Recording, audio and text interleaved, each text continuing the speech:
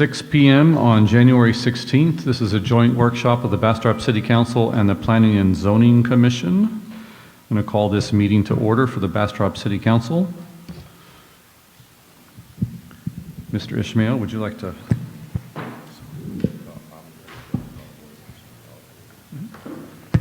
So, January 16th, 2025, joint workshop of the Bastrop City Council and the Planning and Zoning Commission. I would like to call to order the P&Z. So at this time, we will do citizen comments. Okay, I got the nope head shake back there, so it looks like no citizen comments. Mayor, you may want to call for any citizen comments that are in the public that perhaps did not sign up. Certainly. Are there any citizen comments from anyone here in the room? Okay. So now we're going to move on to number 3, work sessions and briefings. 3A, presentation update for chapters 2 and 5 of the 2016 comprehensive plan developed by Half and Associates.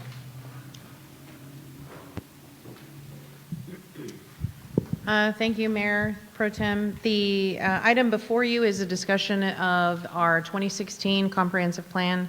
We have attempted at this meeting a couple times with other items on the agenda.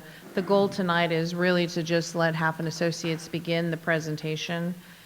You're going to see some things in this presentation that ended up making their way into the B3 code, and so I want you to listen very closely and be cognizant of how we ended up where we are today. Today is an opportunity to see where we were, see where we want to be, and as we talk about visioning and we talk about those things, you keep in mind what didn't work or what isn't working so that we know what we need to write in for the future. So, please, take it away. Good evening, Ilda Capricioso with Half Associates. I'm joined here today by 2 of my other colleagues. I have Whitney Lindner with us, who is going to also do some presenting this evening and workshop with you all. And then I also have Melissa Boudry with us also, who's going to work on an element that we've incorporated into this process that talks about some of those risks and hazards. I just want to say thank you all very much for being here tonight.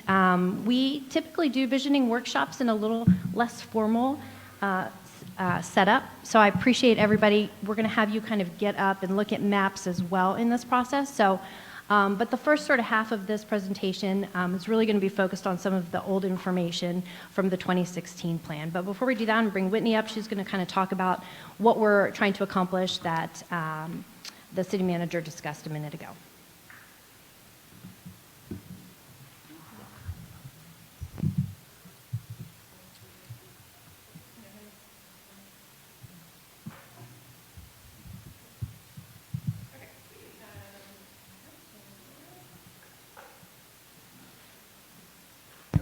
Oh, there we go.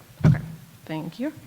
Okay, so here is our agenda for tonight. Like Ilda said, I will be going through an overview of what our process is, and then she'll jump in to some more background of the existing plan that's in place right now before we move into some visioning exercises to see how we want to change those moving forward. So the outcomes of today's workshop, we want to learn from you. We want to learn and share, affirm the vision and goals, affirm from you if the goals in the 2016 plan in chapters 2 and 5, do those still stand today? Are they still applicable? How do they need to change? What needs to change from those? And then build consensus around that so we can move forward as we develop the recommendations for the future of Bastrop. Like it was said, we are doing chapters 2 and 5 only. These are the ones that are focused around land use and growth in the community.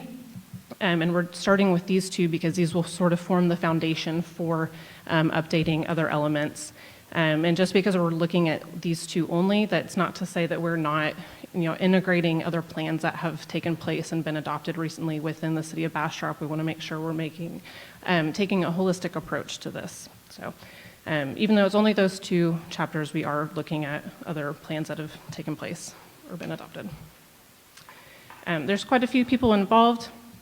Obviously, tonight we're doing the visioning workshop and the joint meeting with planning and zoning. And then we will have some other meetings coming up in the spring that we're planning for with planning and zoning. We've had one technical committee meeting so far. That one, the technical committee is made up of city staff. And so we'll have the next one in the spring. And then we've had quite a bit of public engagement. We've had 4 stakeholder listening sessions that we did back in November, the community survey, and we have 3 public open houses, 2 of which will be in the next couple of weeks. This is the scope of the project. This is really to help us organize the planning process. Right now, we're in phase 3 and phase 4, community engagement and analysis. Some of these will be overlapping, especially the community engagement, since that is an ongoing process throughout the plan update. And so here's the schedule, and this is our anticipated schedule, I should say. It is a little bit subject to change just as dates change and get finalized. But you can see here in January, on the 16th, we're doing our joint meeting with you all.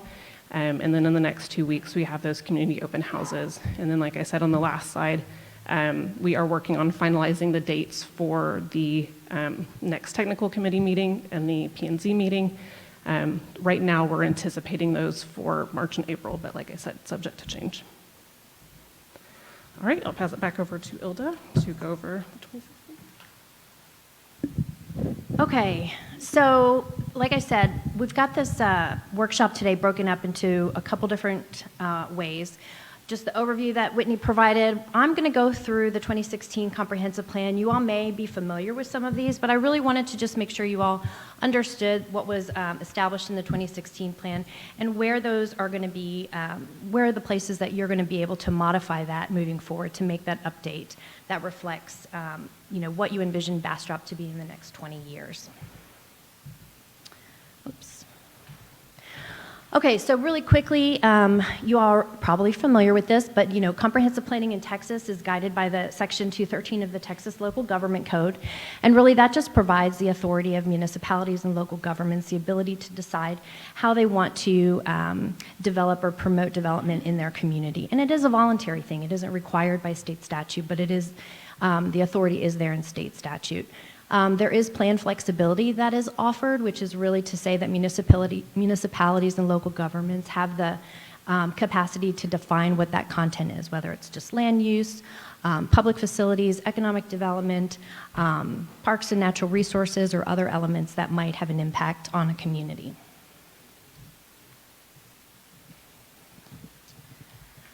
So like Whitney mentioned, the comprehensive plan elements that we are really focused on are chapters 2 and 5. But as you can see in the 2016 plan, there were a number of different elements that were included. Public facilities specifically, housing and neighborhoods, transportation, parks and recreation. And the effort that we're going through right now, which is really the foundation of most comprehensive plans, is really that growth component and that land use, where that future land use map lives. Okay, so let's get into just a couple of the details of the comprehensive plan community growth chapter. So the chapter really focuses on growth patterns. Typically, we do a demographic analysis, really looking at what the historical growth of the community has been, what we anticipate that future growth to be. And we use a variety of different models to be able to do that, or different population projections. It also looks at various guiding tools, utility capacity, and also evaluated some of the capital improvements that the city would need to make in order to meet the demands. And so in the 2016 plan, this was a guiding growth principle that was provided and developed at the time. So, you guys are about 8 years out, 9 years out from your previous plan, so almost 10 years. So lots of things have changed in that time frame. And so I just want to preface this by saying this is currently what the plan says, and this is something where you all have the opportunity today to talk about what should change in this statement. What statement feels right today compared to what it was then? And what do you think that statement should be for the future of Bastrop 10, 20 years out? And you can see that there's a lot of focus on things like infill and redevelopment. And so some of that mentality, or some of those ideas have shifted since the 2016 plan. So that growth principle really helped to inform the growth policies that were established in 2016. And again, you'll see here that there is some reference to really focusing on infill, but also references to things like making sure that you have existing infrastructure. One of the things that I will say Bastrop has done really well in our observation as outsiders is that you all have taken the initiative through water and wastewater infrastructure to really expand that capacity and meet some of that demand. And in the 2016 plan, one of the things that we did is that we evaluated various scenarios. And so there are about 5 different scenarios that were looked at. And these are hypotheticals. These are if we were to focus our development activities in a scattered form, which is typically just sort of reacting to the development that's happening. You know, what sort of strategies need to take place in order to do that? When we look at the cluster scenario, it is really focusing on where we can cluster some of that development. Typically, that's surrounded by a lot of green space. It's often more compact development, and it's just proposed in certain areas. These additional 2, corridor and contiguous, are ones that really follow the existing infrastructure, really looking at where the roadway infrastructure is and building to that and managing to that, as well as with the contiguous, building to that existing development that's occurring and the wastewater and water infrastructure. And then the last scenario that was offered up was the infill, which is really focusing on the existing sections of Bastrop that are sort of surrounding the downtown area and north of that river area.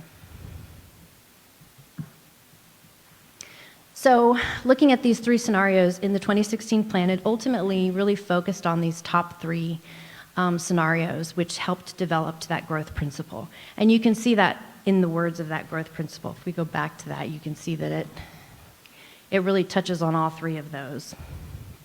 And so that was the sort of effort that you all went through in 2016, was to figure out what are those options and what option are we going to lean into. And those 3 were right there that we've highlighted. Question. Yeah, absolutely. When you say, like, lean into, for instance, the city has so little, decision-making authority when it comes to which developer is going to buy which land and then choose to develop it, right? That's all done by individual investors with decisions made one at a time, independent of each other. What does it mean to lean into it? Like, what is it? Sure. Because, we can look at, say, the development that has occurred over the last 8 years, compare it to the maps, and then grade it in terms of like, okay, well, which one was it in reality? And do we think anything's going to change in the future, or will it continue to be like that, whatever it looks like?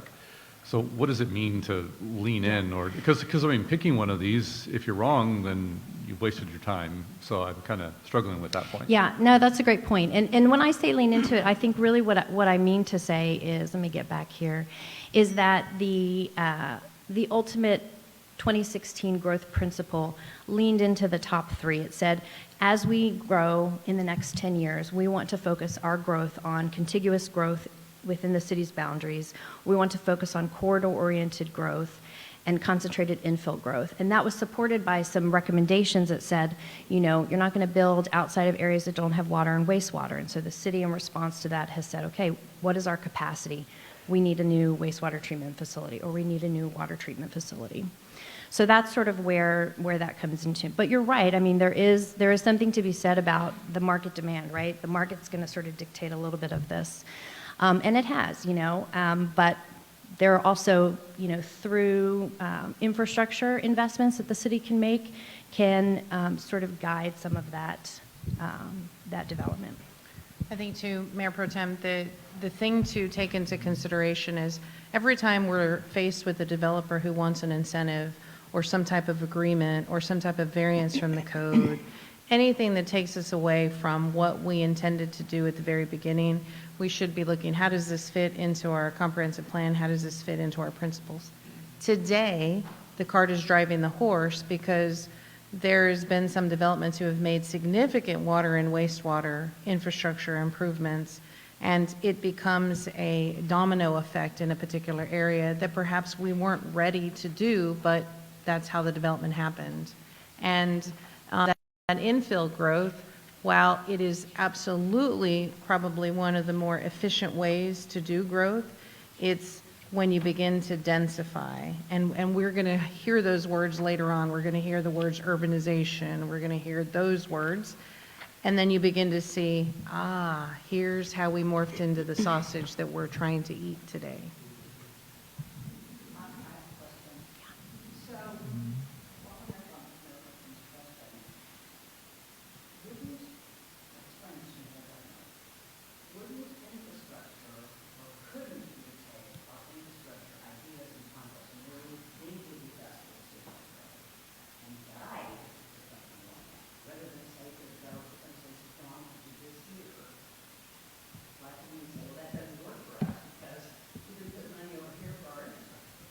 So the city doesn't put in the original infrastructure to a development. The developer does, and then they turn around and dedicate that to the city. Our best efforts at that is going to be, okay, you want to put in an 8-inch line to serve your development. I may need a 10-inch line, so we'll participate in the cost of that 8 to 10. Or you really want to put it here and we're not ready to get there because our road network isn't there. We're not going to incentivize any of it.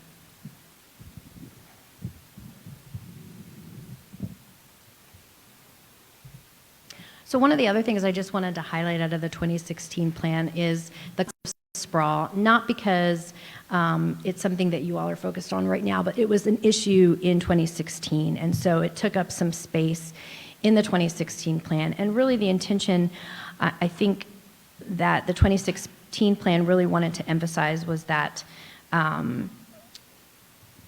really preventing uncontrolled development, that sort of reactive development.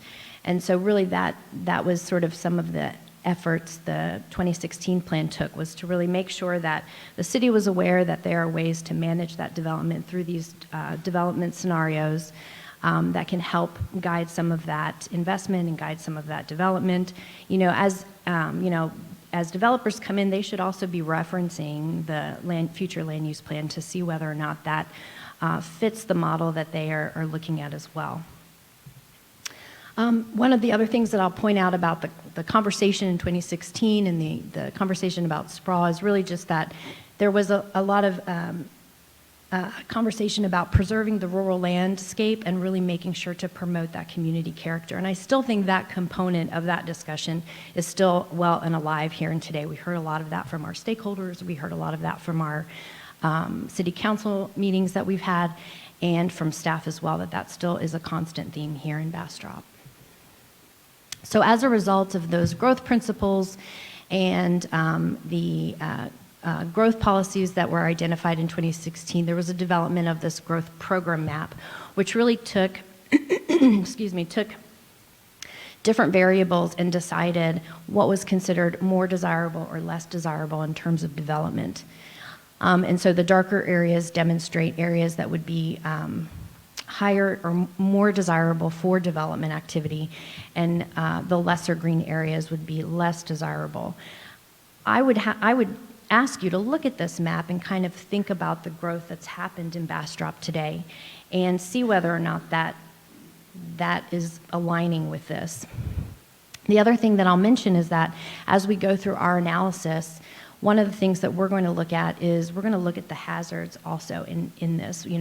I think for the variables that were included in this particular growth program, it was infrastructure, access to infrastructure, which you can see those CCN lines on there, and then also road infrastructure. And I know I'm forgetting another one, Whitney. Water, wastewater, road, and civic maybe? Park space or no? Okay. But so things like park space and hazards were not incorporated into this sort of analysis of where more and less desirable areas within the community could be focused. Can I stop you for 1 second? Yeah. While you're on that map, could you just point out, because it's really hard for Sure. us to see, and I see 95 and all that, could you point out distinctly where we call Old Town or Historic Town is? Is that the white. The white, The white. the most white? Okay. Here is, yeah, for reference. For reference, this is the town track. Here's Lowe's. Gotcha. That's Okay, thank you.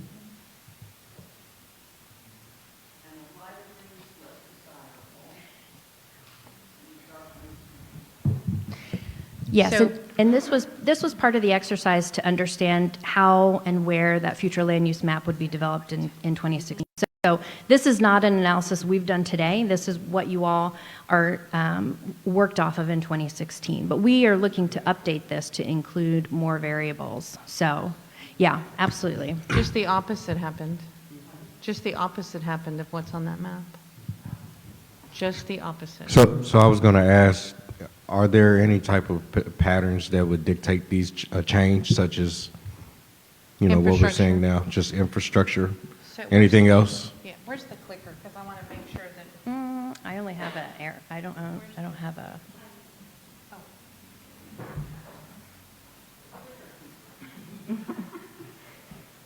Yeah, that's. so, and I will point to that on the TV.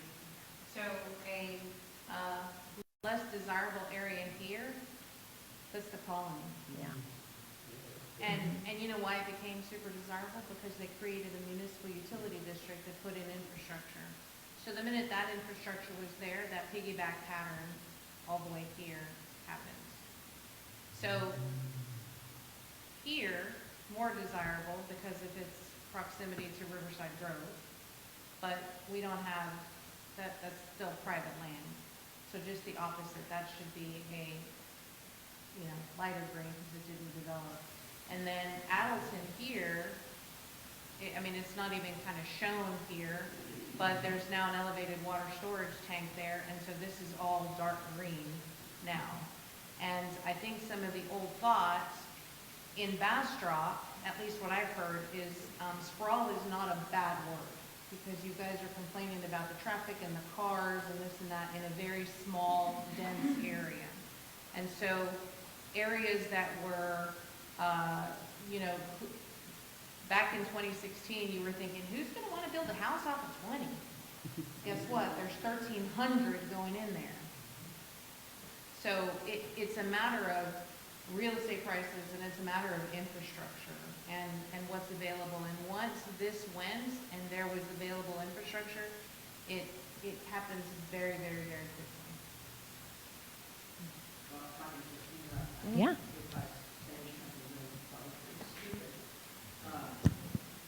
Never. Oh, right. I would think that, as the city's getting ready to absolutely bust out, it's going to go west because that's the way Absolutely. Austin. So I wouldn't think there would be much. I think that's where it's going to go. That's just my opinion. But Absolutely, because it's infrastructure rich and the connectivity nodes that are being created there. The subdivision right south of the colony, that's the 2,000 unit subdivision that has now an outlet onto 20, or we will be building an outlet onto 20. Those things just will continue to move out. Sorry. No, you're good.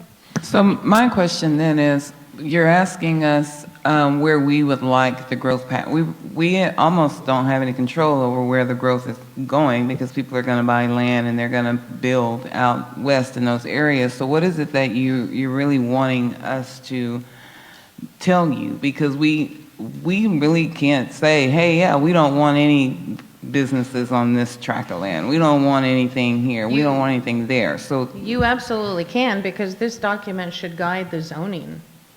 This document should guide how we end up rezoning our town. If a massive, comprehensive plan ends up with, I'll just use an example. Let's say that somewhere right here, west of Addleton is where the city says, that's where we're going to draw a hard line on extending any water infrastructure. We don't want to, we don't have it, we don't have the capacity, or it's too expensive and will require another water tower. So when we move into our zoning, then we should down zone that area to more rural so that it doesn't have all of the things that come with it as you're adjacent to 71. So then I would like to know how far can we extend our water to those areas? I mean, I feel like that information is missing for me to be able to say, yeah, we don't want to go past this point. We don't know if we can go past that point. Yeah, no, and she's going to take you, she's visiting the past. What I was pointing out about, oh man, look how much the world changed from Okay. what we thought was going to happen. So we're headed down. You're going to pick up to a visioning exercise tonight, and hopefully what you see on the maps that she's showing, you go, oh man, you see that it didn't work. So make sure we don't do that along this corridor, and make sure that we're aware Okay. of what's happening.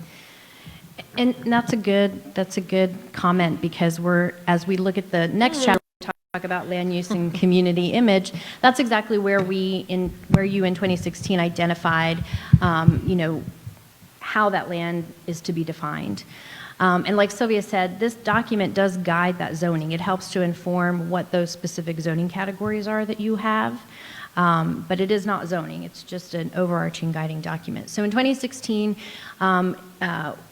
there was a land use composition, and we are in the process of analyzing and comparing this. Because your land use sections have changed, these are different now, your zoning is different. It's not quite an apples to apples comparison. And so we're in the process of trying to square those up so we can get a better understanding of how much single family or how much light industrial or semi-public or public you have, and how that has sort of changed over time. The chapter that focuses on the future land use map looks at the future land use policies and goals and objectives. And so to piggyback a little bit off of what Sylvia said, so in terms of like water and wastewater, I don't know if the city currently has a mud policy right now, but that may be one area that you consider about how you decide how many muds or where muds go, or what would qualify to have a mud come to a community if it's not reflected in a particular land use area of the comp plan, for instance. So in 2016, there are character areas that were defined, and those character areas are some of these land uses that you see here, but broader categories. And you should have a copy of those. If not, we're going to pass those out. So there are 10 character areas, and I'm not going to read all the definitions for these. I'm going to give you all a copy of those. If you don't, they're getting ready to pass those out. But these are each of the 10 characters. And as it relates to your code, what I will say is that this is sort of where a little bit of that misalignment is, I think, in the code, is that these character areas typically are very broad, and they allow for sort of a spectrum of zoning under each of those as you decide what your current zoning will be. And so right now, the sort of exercise that we're going to go through is really just to kind of take a minute, read through those character areas, and do a gut check. Look at those definitions. Do those make sense? Are there ones that need to be revised? Are there things missing off of the character areas? Because these character areas are what defined your existing future land use map. And to Sylvia's point, where you have some development occurring, you have that currently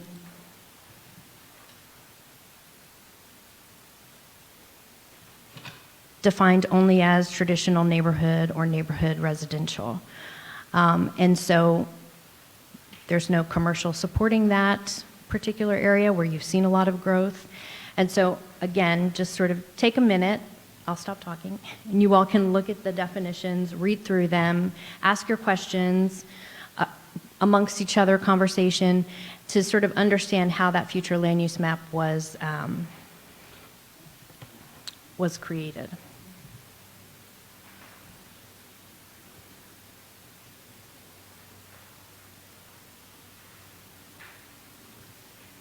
The problem staff runs into every single day is this is traditional zoning.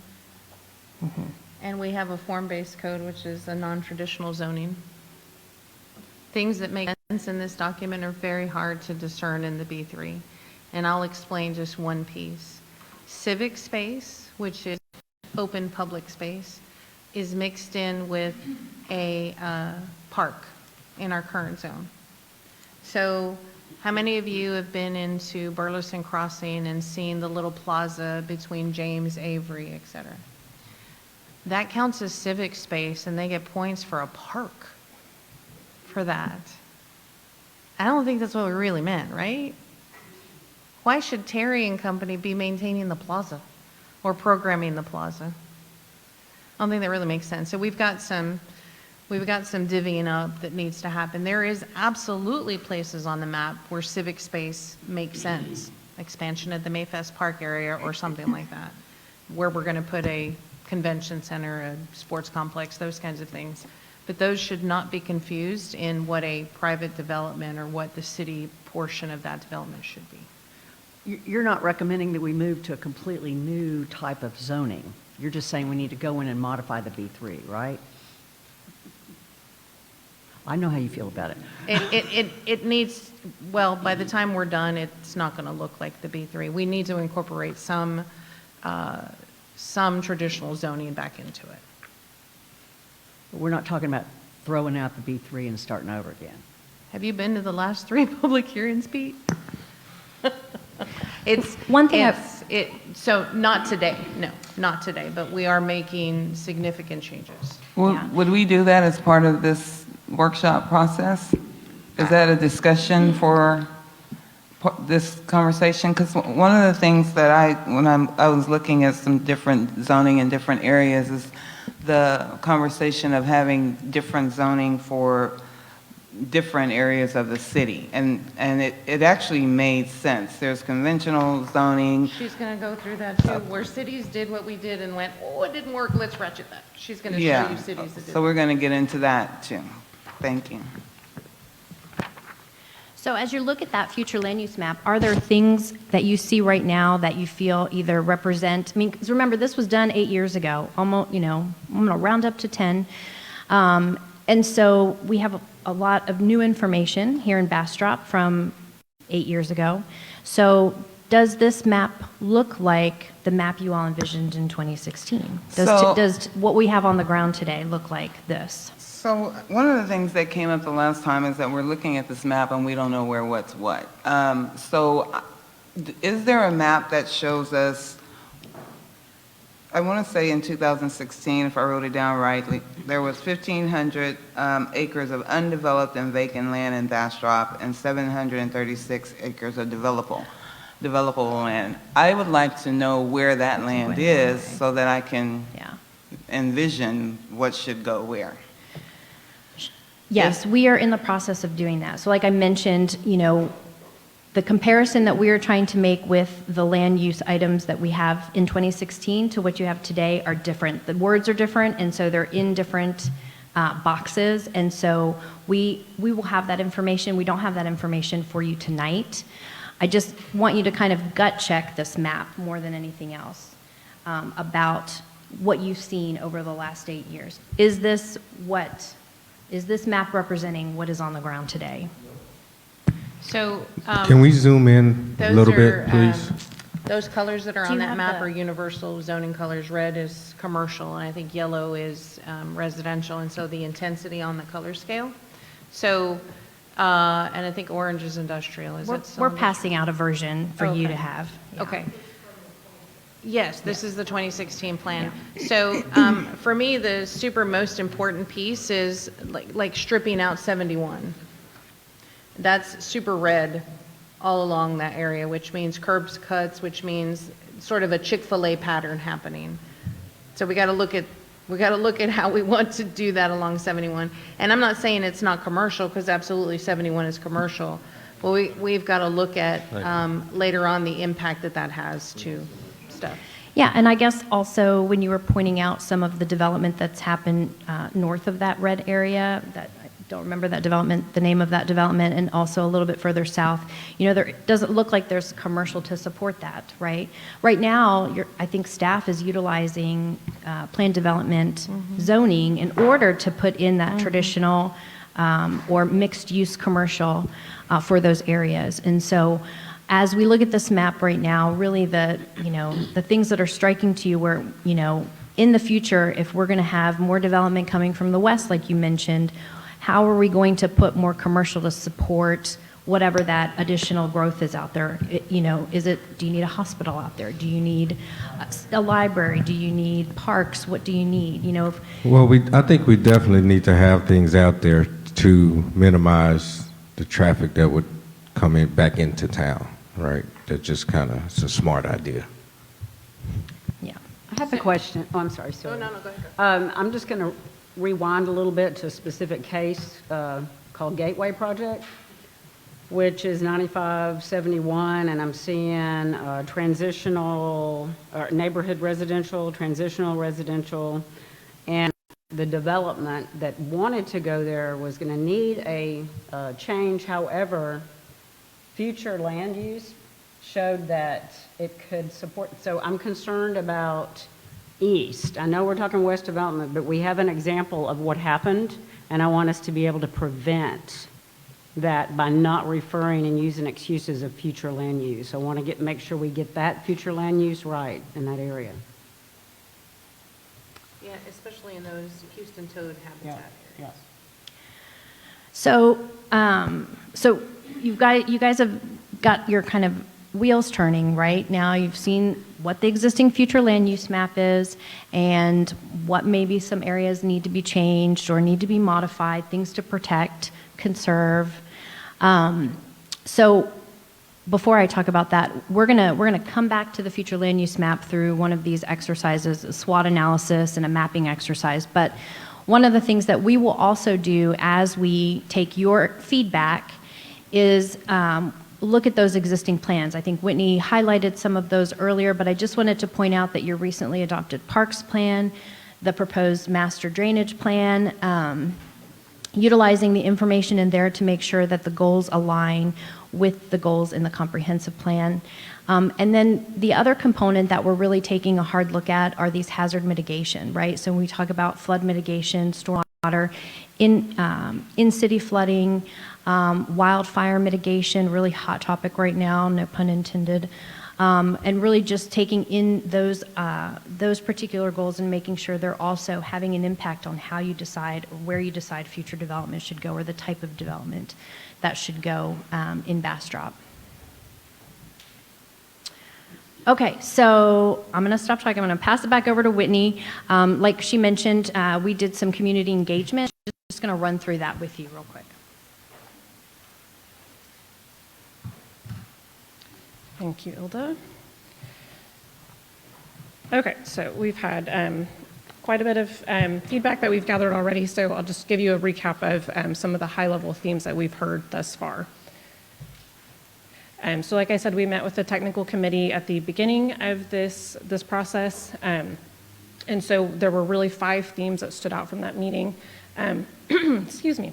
Again, I may have missed this. Who's on the technical committee? It's made up of staff from several departments throughout the city. So there's like engineering and public works, the planning staff, sorry. Oh yes, parks and recreation are on there. So several different key departments within the city. But what we heard was that utility capacity affects growth. Development a lot of times is happening in the west, as we've already brought up tonight. A lot of these areas do not have infrastructure already in place. They're outside of the CCN perhaps. And so like it was mentioned, the developers are typically the ones putting that in, which can end up increasing the cost for home buyers as developers are passing that cost on.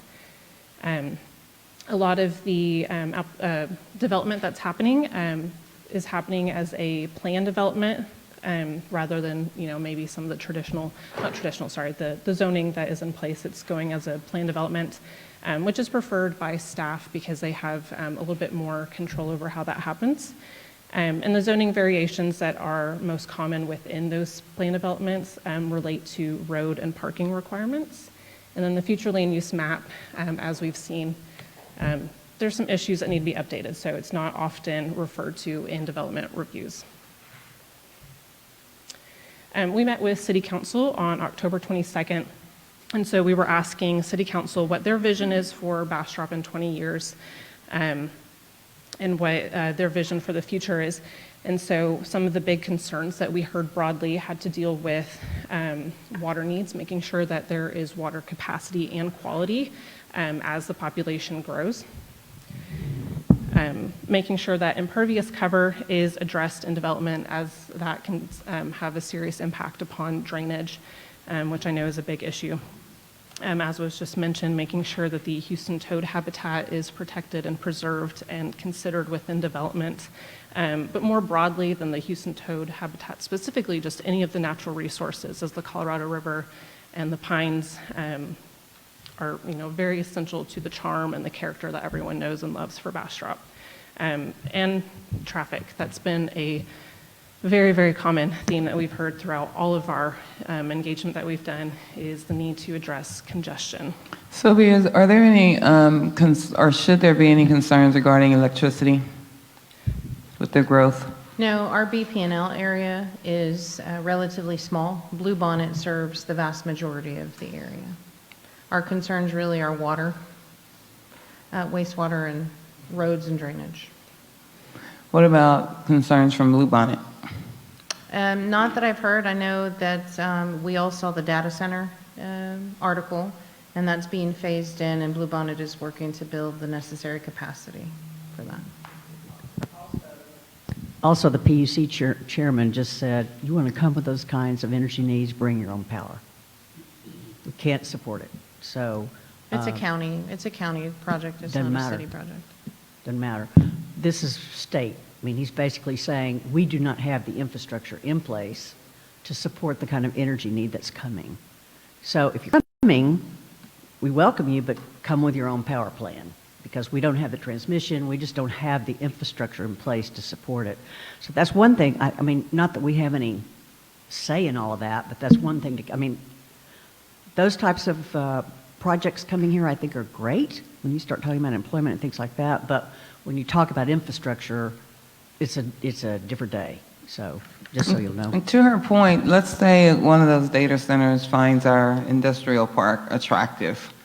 In that situation, it would be our electricity, and would we then be concerned? Is that one where we'd have to say, we can't handle?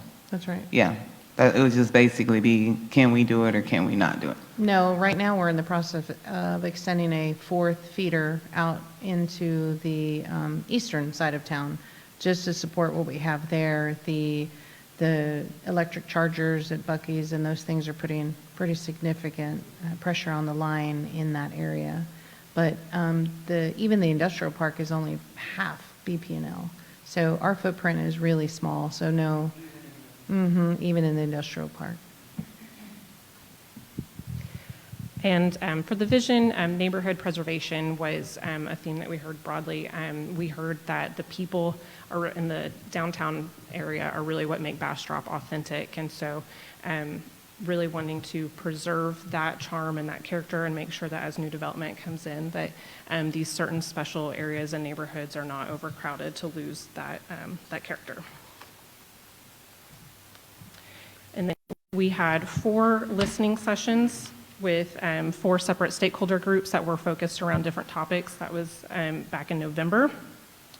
So our first one was focused on arts and heritage, and this group felt that, again, with that character that's authentic to Bastrop, they'd like to see some of that integrated into new development so that it doesn't all look the same, and that when you're in a new development, you know that you're still in Bastrop. The natural resources group had an interest in additional or stronger environmental policy within the city to protect those unique natural assets like the Colorado River, making sure that those are protected from additional development, making sure that pollution isn't impacting that, making sure that trees are not just torn down and that there's some protection to those.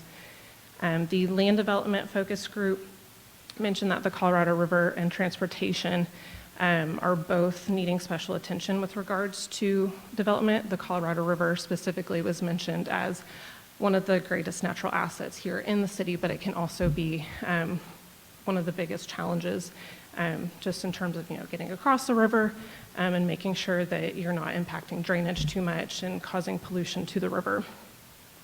Before we move on, I have a question. Sylvia, I should know this. What COG are we part of, this county? Do you know? What, The council area of governments, do you know which? the Central Texas? Yeah, so, So is that Austin? yes, we're Okay. included. Well, do we even talk about air quality in any of these sessions? Yes, Okay. we have a subcommittee with Campo also, and CapCog, Capital Area Metro, or whatever it is, whatever the Yeah, acronym is. right. Well, so when we think about I think growth- Kennedy, you're assigned to that, correct? The air quality? Mhm. Yeah, when we think about that, if we think 20 years and we look at where we're going, I don't think we can stop the train.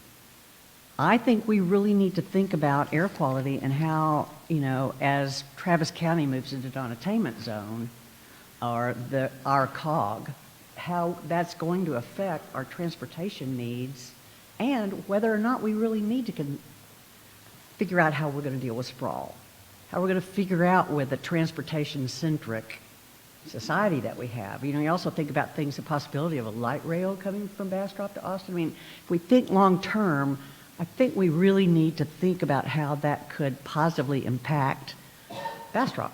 That's all. I just want to be sure we consider that.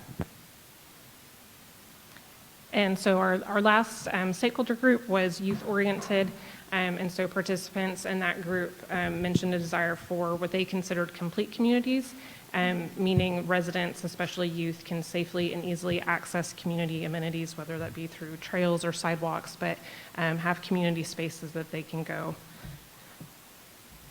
And then we had 4-week surveys. In our council meeting, we had just done week 1, so I'll go through a quick overview of all 4 weeks. These surveys were open from October 7th to December 13th. Our first week focused on the goals of the 2016 plan, trying to gauge the community's opinion on whether these, like I said, still were applicable today.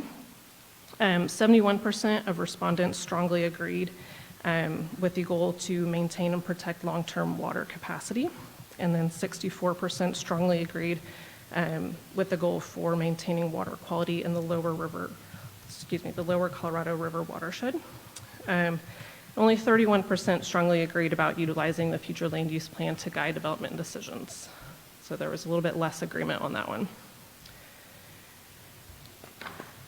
I know I'm a serious pain. Question. How many people responded to those surveys? What was the total number? In the first week, it was 202 respondents. And so we had worked with the city on developing how that was advertised, putting it up on social media, on the website. And we worked with the city and the city staff on the project team in developing those questions. And so they were involved in every aspect of that. So about 200 people total? On the first week. Overall, the 4 weeks, it was close to 500 respondents. Thank you. Let me turn on. Piggybacking on that question, so give me a ratio of that to our population. Because that's not a big number compared to the amount of people, right? So, yeah. And Well, I we mean, all know that, and surveys are great, that's a way metrics, but 3.5%. 3.5% is pretty small. But just bring that point up. Yeah. The second week focused on the future land use plan. So for this one, there was a little bit more mixed review on some of these different categories that we just looked at on that future land use plan. So I'll go through some of the quotes that we received. For rural residential, there was a few different opinions that it's a great provider of green space for our community. Some preferred rural residential to maintain trees and beauty of the area, and then it's good for aesthetics and property values. But on the flip side of that, just in general for residential, different types of residential, there was some varying support for the different types. Some respondents said that we need greater density in the city, while others said we need more spaces between homes. And then there was also support for different types of affordable housing. And for different types of families, specifically a balance of housing for a variety of families, singles and more senior housing, or Bastrop needs more options for singles and for older people looking to downsize. And then multifamily was specifically noted as being inappropriate behind Buc-ee's, and that there should be more, there was one note that said there should be more multifamily in the ETJ on the north side. Would you mind speaking just a little slower? My brain doesn't work as fast as I'm your so mouth. sorry. I have a tendency to do that. I'm so sorry. And then for commercial, there was a lot of respondents that noted they'd like to see more grocery stores, and that some of this they would like to see concentrated in other areas spread out from Highway 71. So some of the quotes that we got on that said spread out away from 71 to reduce congestion, all seems concentrated on 71, creating a commercial canyon, or provide further out on major crossroads. Would you mind repeating the one about the third note? For Those the quotes, yeah, that'd be helpful. For the Just to give varying us a- residential yeah. support? Yes. So some of the quotes that we got were need greater density in city, need more space between homes, senior affordable living should be considered, Bastrop needs more options for singles and for older people trying to downsize, a balance of housing for a variety of families, singles and more senior housing, and multifamily was specifically noted as being inappropriate behind Buc-ee's, and that more should be placed in the ETJ on the north side of town. Just a point about that. Isn't it interesting how we can have a comment that's more density and then one more space between homes, how they contradict each other? So interesting. Thank you. Yes. So yes, wanted to make sure that pointed that out. Just real quick, when we did the survey, remind me again, I know we went online, but what was the effort in getting it to the homes? How is it advertised? Yes, to get it into the houses. So it was an online survey, and so it was posted through the city's website. It was posted through social media. And so we'd worked with the city's communications staff, and so they had some different channels that they posted it through. So Okay. So I'm a big fan of. It was in the utility bill. It was in the Yeah. utility, okay. Because I was just thinking, like, if it's able to get to all the homes with a QR code, no one has a reason why. And if it's on the utility bill, then, yeah, okay. No, Okay, well then, yeah, that too, you have paperless. So, sorry, not on the utility bill, a QR code posted at City Hall. okay, so I don't know if we can, or how much it would cost, or what kind of effort, but with something like this, I think it's very important to be able to reach all the citizens that are going to be impacted by this. That way it gives them an opportunity, because, I mean, I know everything is online, majority of the time, social media. Even those who don't use social media, paperless, right? So if we can at least get it into their mailboxes, that way they have an opportunity to QR code. Everyone has a smartphone, so they'll be able to do that. Or maybe we could,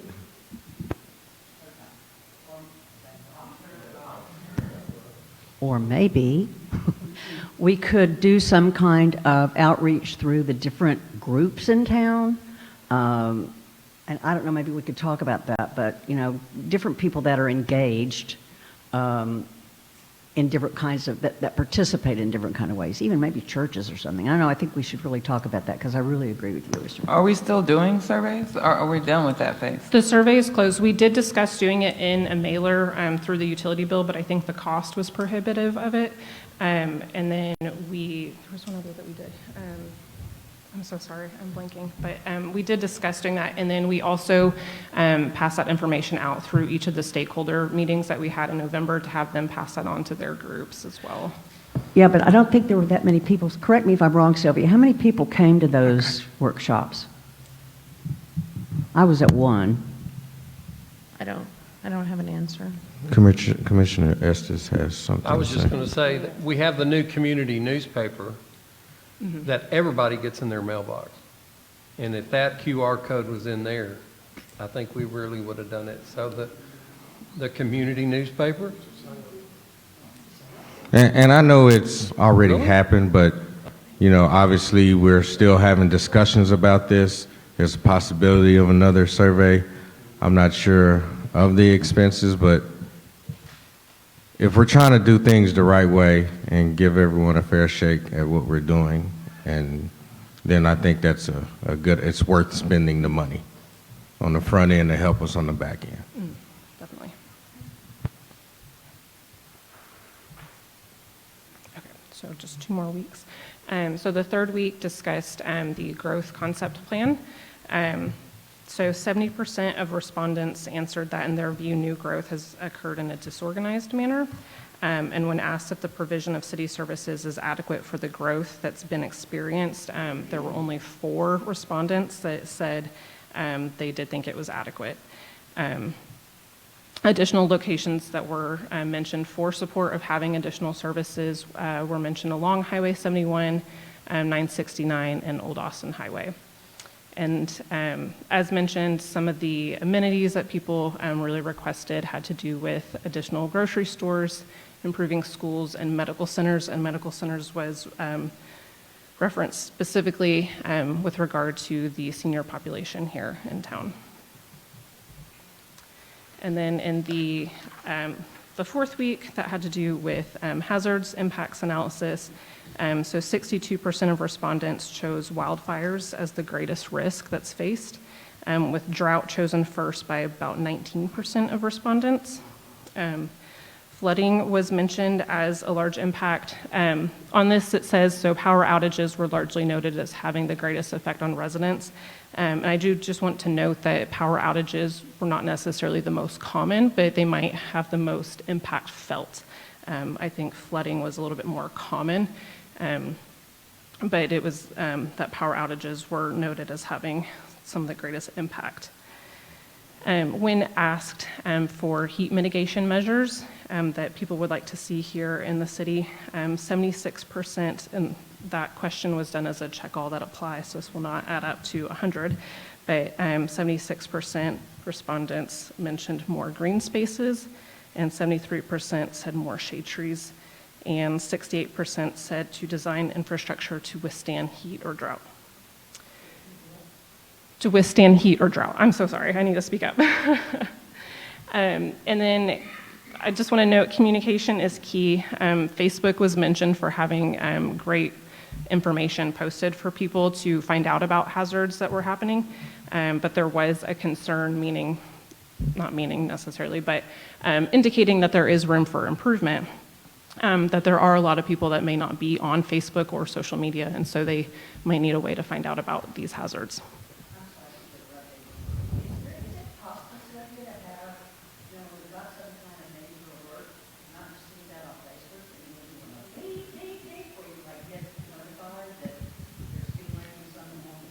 We don't use that for this kind of stuff. People would stop listening to those alerts if we did that.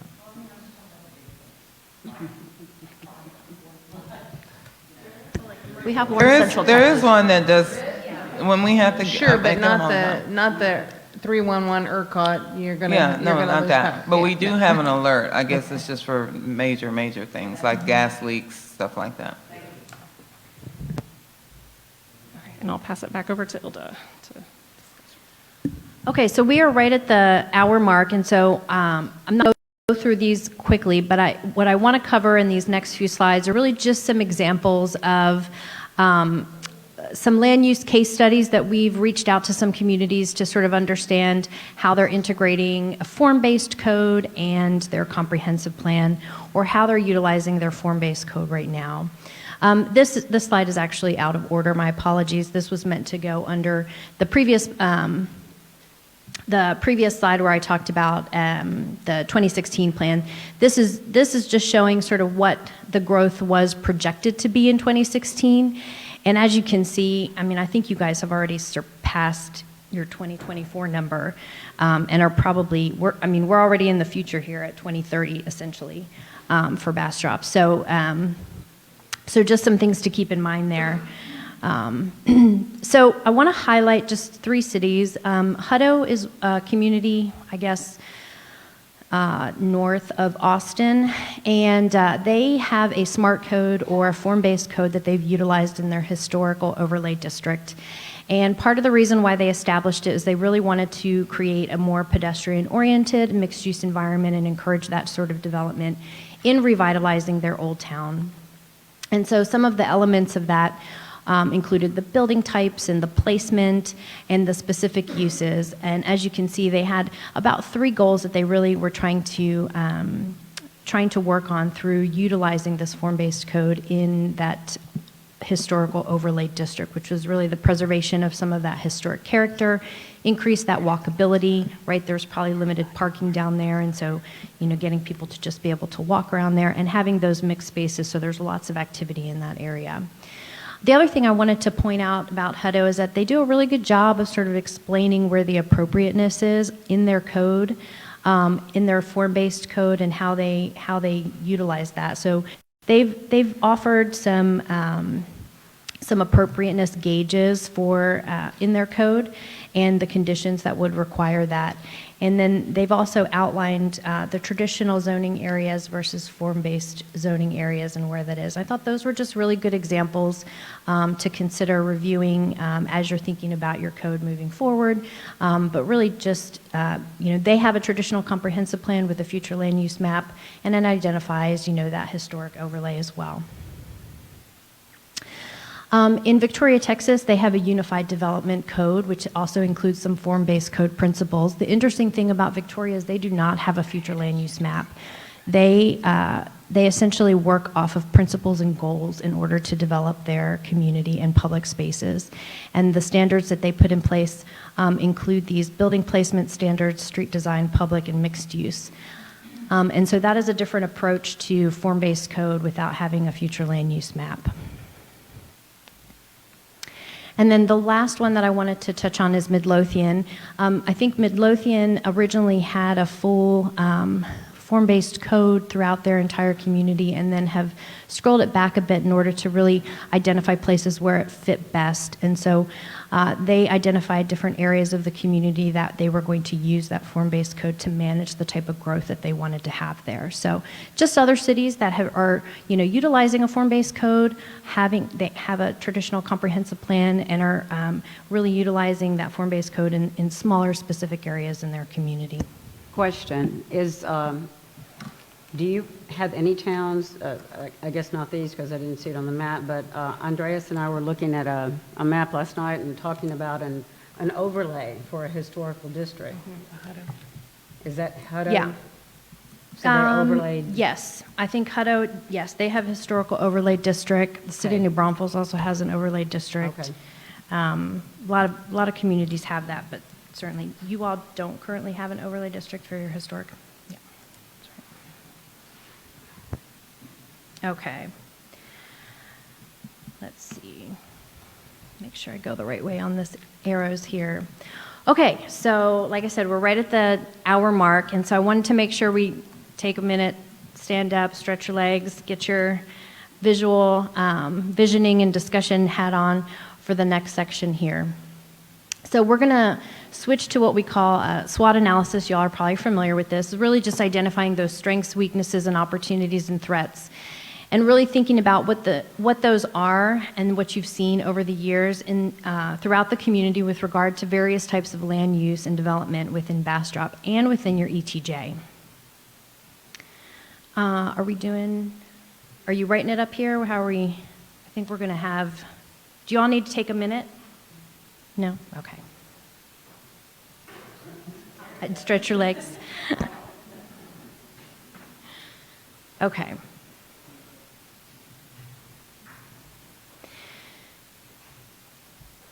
So this is really a conversation, really to just try to get you all thinking about, you've got that future land use map that currently exists. You've got, do we have a copy of the zoning map? We don't have a copy of the zoning map. Okay. To just think about where the strengths are within the community in terms of the geographic layout of the city, where those weaknesses are, and where all of those potential opportunities or threats are. And so I open up the... Can I jump to weakness real quick? Absolutely. Because we have a prime example happening right now that we just addressed last night, people got to voice with the HLC. As we see high density in our code, it does not work downtown in the historical because we have a home at 1005 Pecan Street that's going to be demolished. and a very high-density development is planned for that exact historical site. So I'm going to say one of our biggest weaknesses is the codes promote high density where it is not appropriate in historical or Old Town, or however we want to call it. I understand new infrastructure and new development on the perimeters that can support that with infrastructure, but our infrastructure does not support it in the older Bastrop, old Bastrop, whatever we want to call it.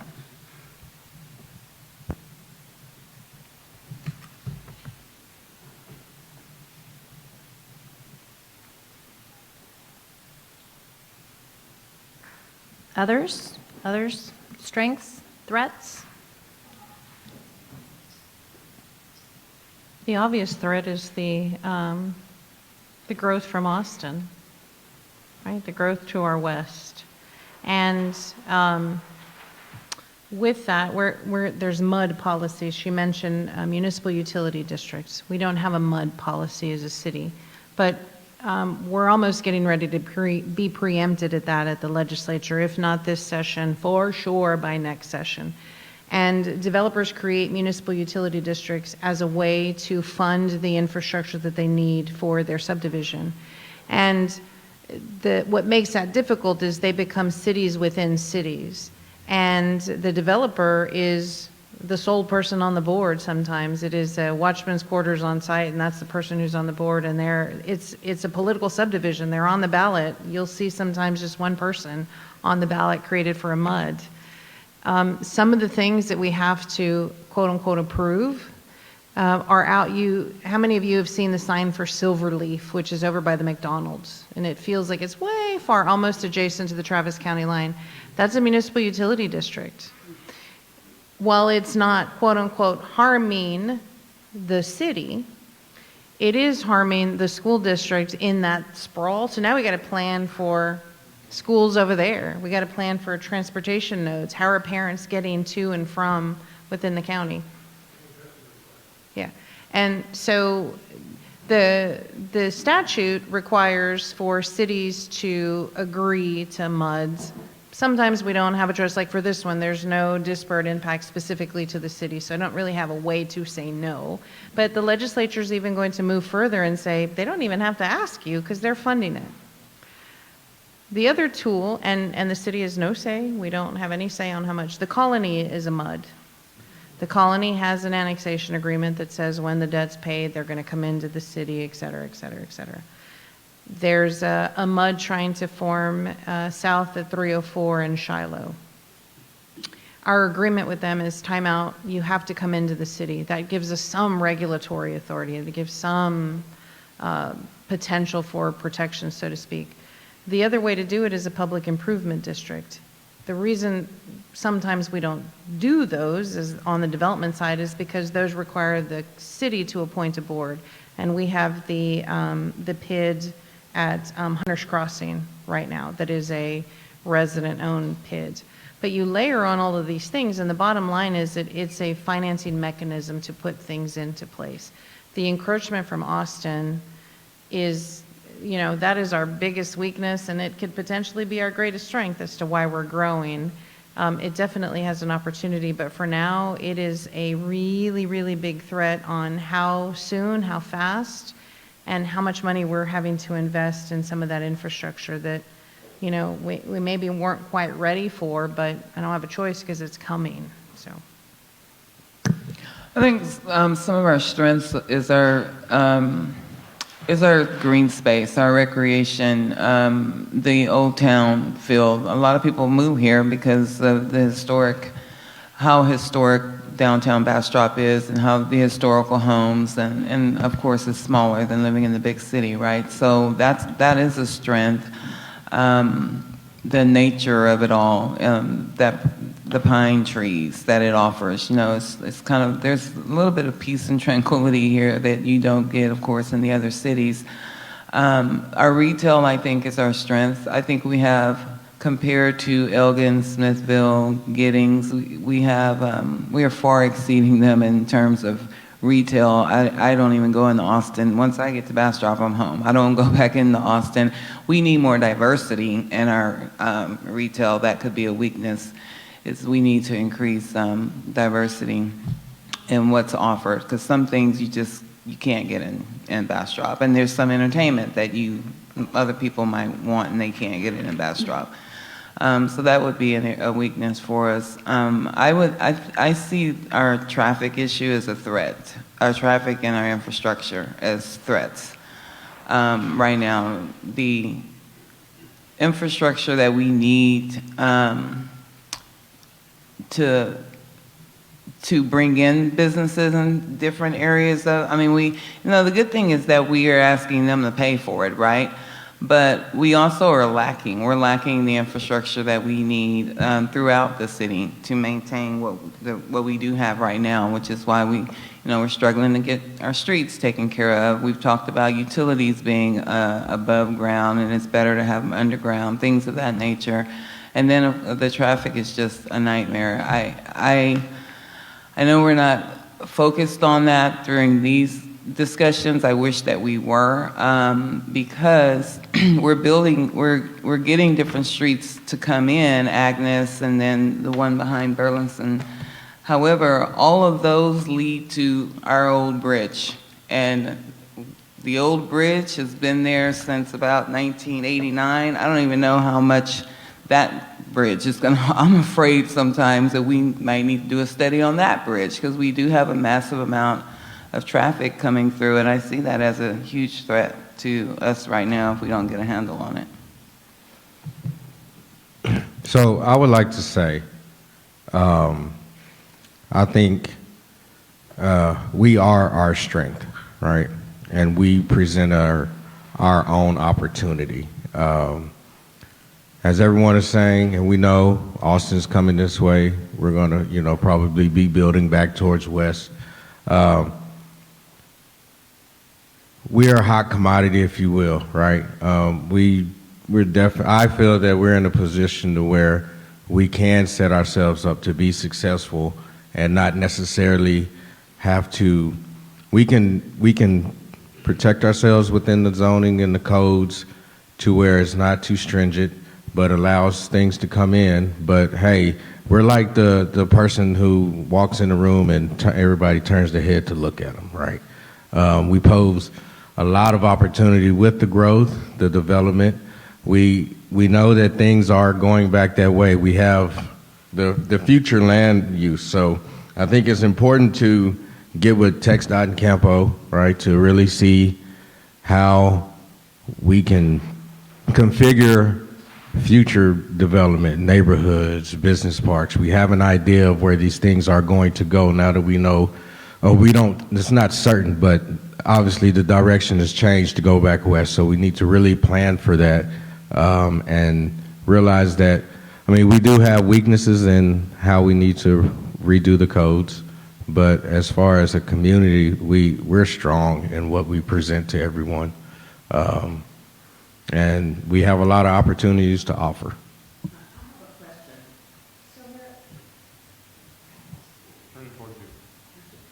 There you go. There, thank you. Where are we with flooding? Planning for, you were telling me, or telling us in one meeting that we've had, there's all kinds of new maps coming out and all that kind of stuff. How is that going to overlay with where we're going? So has all that been updated? Yes, our FEMA maps are updated. Atlas 14 is the newest map not new because it's a couple of years old already. We lowered the impervious cover limits at, Tuesday's meeting, I don't know what day it is, as a specific impact to reducing flooding risk. We still have things to do on the maintenance side. HAF also did our drainage master plan. And so we're also applying for grants and those kinds of things to help deal with some of those projects that are in that list. The Gills Branch mitigation being the biggest one. I'm just thinking, if we're looking at future planning and where we're going to go, because it's going, how does that fit with other flooding here, other areas that could potentially flood. Is that going to be, are we going to take that and overlay that somehow? So the further you get from the river, the lesser the flood risk as you go toward Austin on 71. But that's not to say those areas won't flood. Anything that you put concrete on that didn't have concrete on it before will flood. But yes, they're going to go through that in the latter parts of the site. Yes.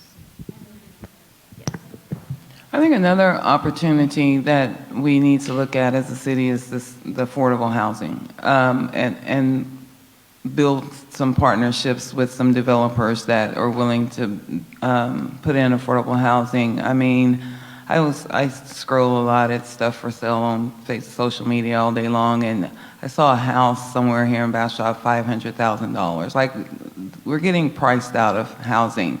And I know a lot of people don't like to see apartment buildings coming up, but people can't afford a house. They can barely afford the minimum $1,300 a month in apartment costs, and that just goes up. But you're talking $2,800 to $3,000 a month in a mortgage.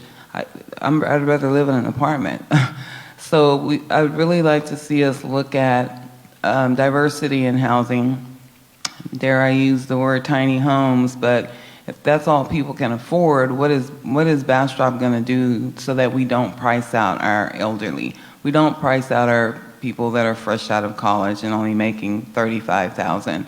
The average can say Bastrop residents are making $75,000. The reality is most of these people are only making $35,000 a year. I'd really like for the city to take a serious look at where we can put affordable housing, what that looks like, where can we put apartments in the city that won't cause an uproar in the community outside of the historical area. We have to find a way to allow people to live in the city.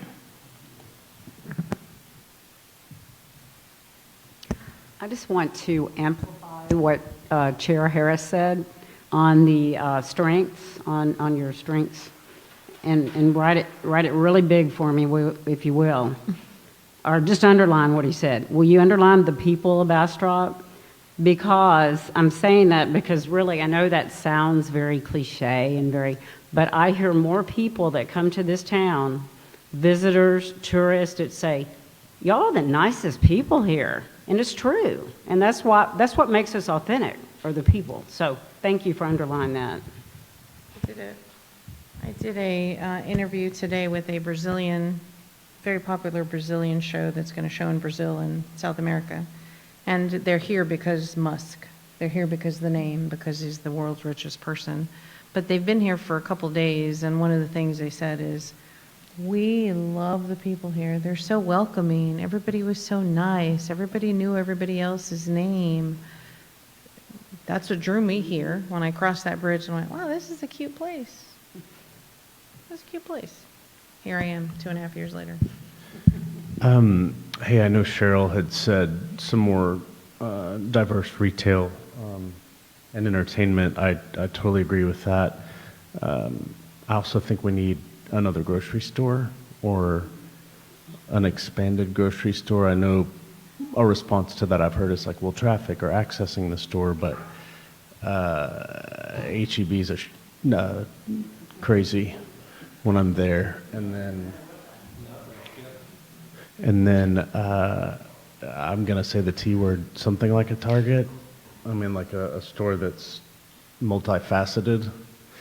And then I think we need some better restaurants in terms of like choices even along the highway, especially for all the families moving here. The kids can only eat Chick-fil-A so many times. It's good. Not my kids. It's good. But yeah, I mean, just like Jimmy John's, P. Terry's is perfect, you know, Jersey Mike's, like just anything where it's like, okay, cool, there's some balance. So. May I ask a question of the city manager, please? Practically, is there a way for the city to recruit businesses? Or, okay, could you please address that really quickly?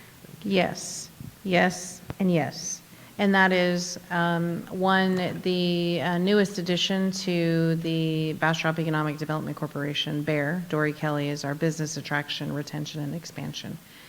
It's not that she's out knocking on doors, is that she is out making relationships with property owners. If X business were to come, would you be interested?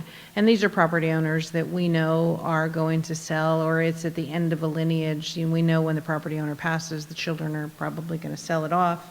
So she's making those relationships. The second piece is our partnership with Retail Coach, which for whatever reason had gone by the wayside. We resurrected that late 2023. And they're out doing the marketing with that. We are joining forces in a number of ways. Transformational partnerships is what I call them, with Visit Bastrop, our downtown, and our economic development. Because it's not only strengthening and attracting new businesses, but it's also keeping the current businesses that we have and helping them be resilient when these new things come in. And rooftops breed retail. You'll hear me say that 24/7. We are on the cusp, and those retailers are now coming toward us. We are entertaining next week and the following week some very large retailers who are here specifically because of the Retail Coach data, specifically because of the per capita income here. And to Councilmember Lee's point, today one of the segments of the article was how does the growth here impact the seniors? And the reality is it has a very negative impact, because as more affluent populations move in, it drives the per capita income up, and it drives the area median income up. And so our seniors at the settlement are faced with a $1,300 rent bill because that fits into the area median income.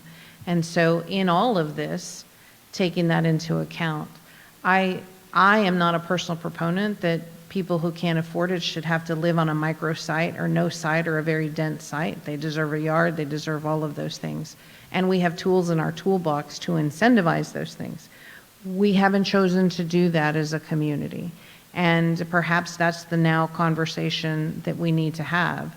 Sticking them in 2 ADUs on somebody's property so that that property that was single family now becomes multifamily is probably not the answer either.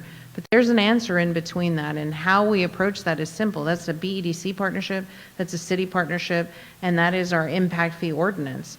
Those types of rental assisted should have a reduction or something of impact fee. So there's a lot of things we can do to attract those, but the short answer is yes, we are. We have taken the position that we shouldn't market ourselves because those things are coming anyway.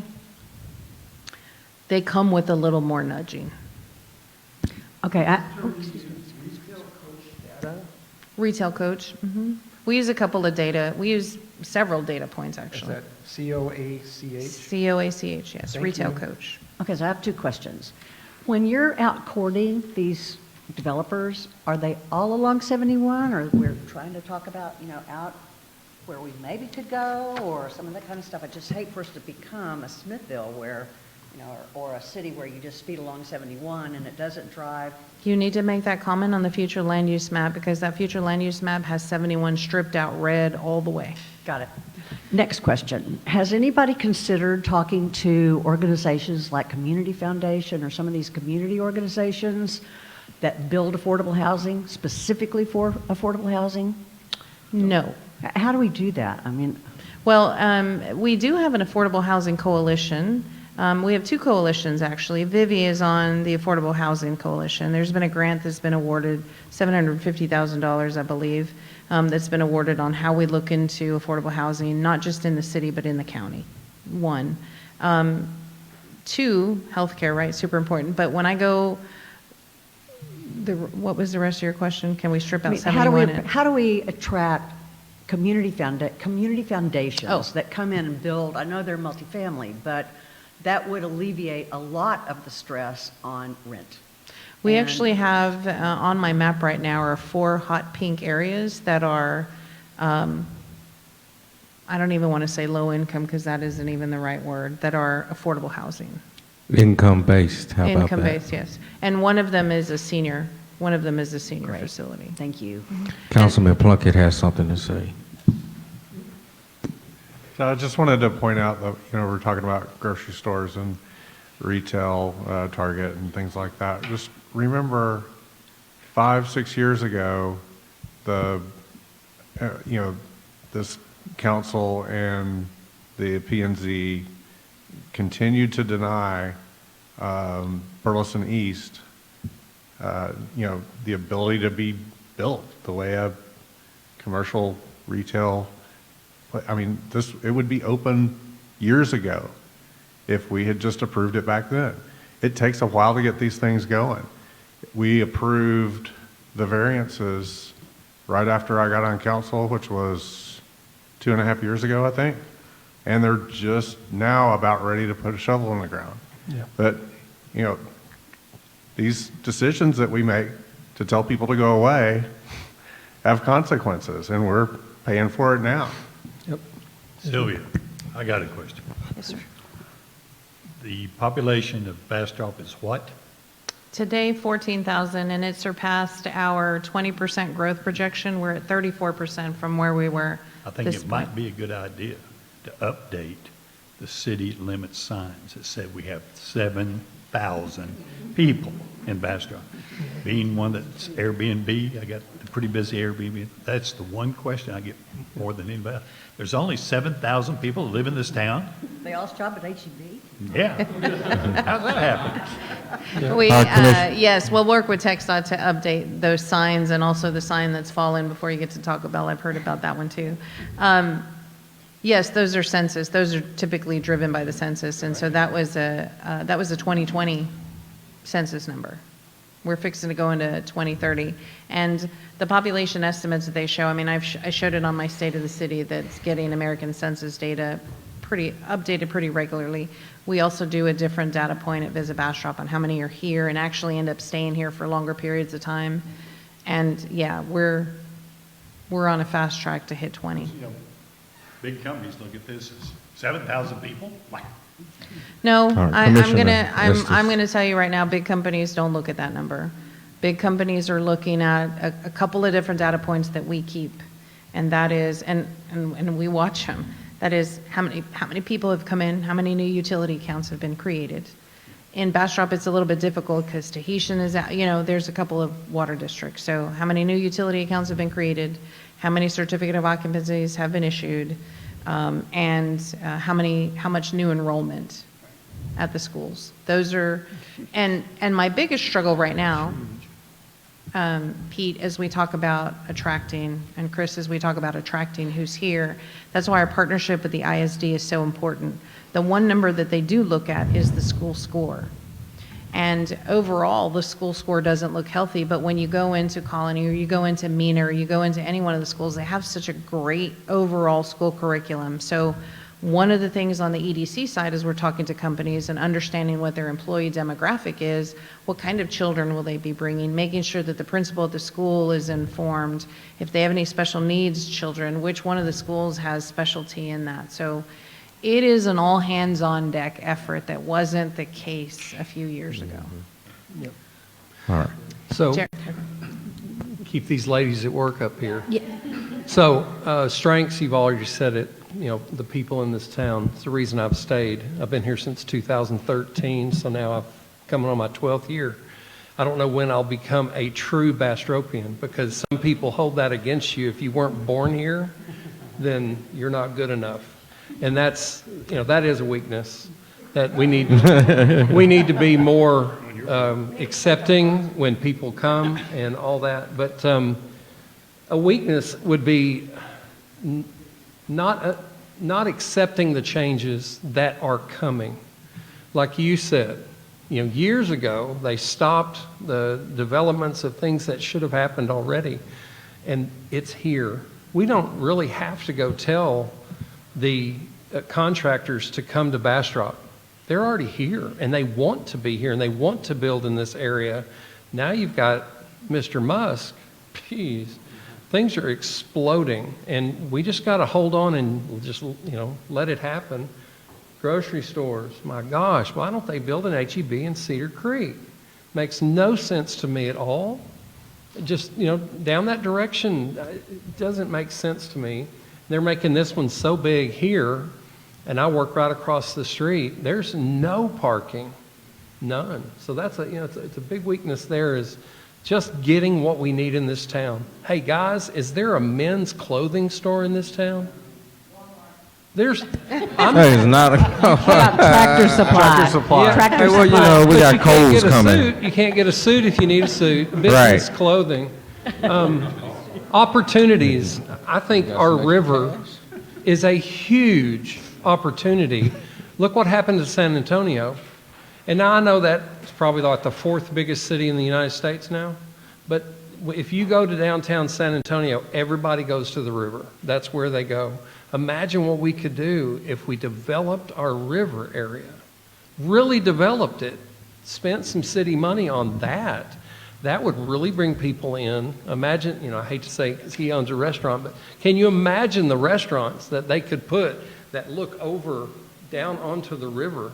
I mean, they would be high class. So, I think an opportunity that we're missing is the river area. I really do. Yeah. So, Kevin, Plunkett, Mr. Kevin Plunkett, why did you guys, I wasn't here, I've lived here for 10 years, but I wasn't involved here at all. Why did you guys block that or delay that when it did? It didn't comply with, first of all, No, I wanna that know. was the reason I got on council, is because Okay, it good. wasn't. And it was one of the first things we did when I got on. The staff and Not me. first of all, Not me. the staff then, we've had a turnover in staff, and for that reason. But it doesn't comply with B3, is the short answer. It was the whole, the parking lots have to be behind the building, and, just, I'm sorry, idiotic things that don't work in a retail environment. They have to be 15 feet within 15 feet of the right of way of a street, and that's on the frontage road of 71. We're going to put things 15 feet. This makes no sense. So. Yeah, and I was fresh on there at the time, but yeah, there was a lot of things with the B3 code that, being that if we were going to stick to it, right, we weren't going to be able to allow certain things to happen. And basically, they would have had a one-of-a-kind area over there. It would have been all kind of taking bits and pieces from different places. To that end, I've thought, I really like to go to Bernie, I like to go to Fredericksburg, some of these smaller towns that, there's a lot of people that come in. I think we really should consider expanding our retail options down Childers. I know that's going to change you and I have talked about this. It's going to change the way the traffic patterns, but to me, in driving it, it would seem to me if we take out the turn lane and put that somewhere where you now have retail parking, at least on one side of the street, it could help improve drawing some retail on Childers closer to downtown for coming out away from downtown. Could be wrong about that. There might not be enough room, but Is that by the McDonald's? no, God. Oh, that's Hassler, sorry. Oh, I'm sorry. If you stay on Childers, it becomes, I'm talking about when you come downtown. Oh, okay. Chestnut. Chestnut. Sorry. I'm working Childers like crazy, like, I'm sorry. I'm sorry. I just put words Googled in your Childers mouth. on the map. I'm like, okay, where's this fit again?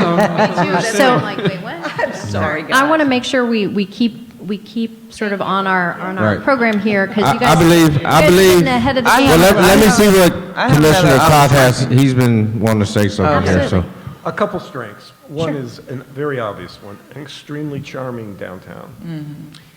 And also a very robust city programming effort for events downtown. The city's been doing more and more in that regard, and I think that is a great strength.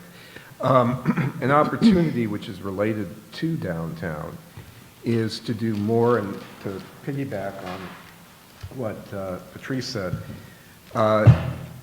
first of all, to look at expanding the downtown area on Chestnut, but as well continuing to fill some of the spaces we have in the downtown area and make it even more of a tourist destination than it is now. I'm sorry, go ahead. Probably the biggest catalyst to that is going to be when the pedestrian bridge is completed. I think Childers will automatically become the, Chestnut. sorry, Chestnut. Look at that. Sorry, Mm. I was looking at Patrice and said Childers, yes. Chestnut then becomes the automatic extension. What had been planned here was that this segment of Chestnut be an expansion of what is downtown. But to do that, that meant taking away A lane. and taking away a lane, and it meant knocking out a bunch of businesses here that wouldn't have fit the character of that district. Some of those businesses make our city resilient. They're the only ones that stayed open during COVID, like the automotive, and so, you know, you got to really look at what it is you're going to try to knock out, and is that a good thing overall? Well, I have an opportunity for the city as it relates to what Jeffrey was saying about people, the not in my backyard people. I would like to see the city do a better job of maybe educating the public. There's a belief that if we have more housing, then our property taxes will go down. It's going to lower the value of my house if you put this duplex here. I think there are people that don't want the growth, but I also think it's because they don't understand, and Kevin, you've talked about this, they don't understand how that growth would benefit them as a homeowner and as a resident in Bastrop. And I think that's our job, is to explain to the community how growth actually impacts them negatively or positively. But I really think it's a misunderstanding of how the growth helps, because all they see is people moving in and the cost of things going up. Carrie had a question. Oh, I had a strength to add. Something that we do really well, we don't do a lot of it, but we do really, really well, is this in traditional zoning neighborhood commercial. We call it P4 mixed use, but in our neighborhood we have two shining star examples of this.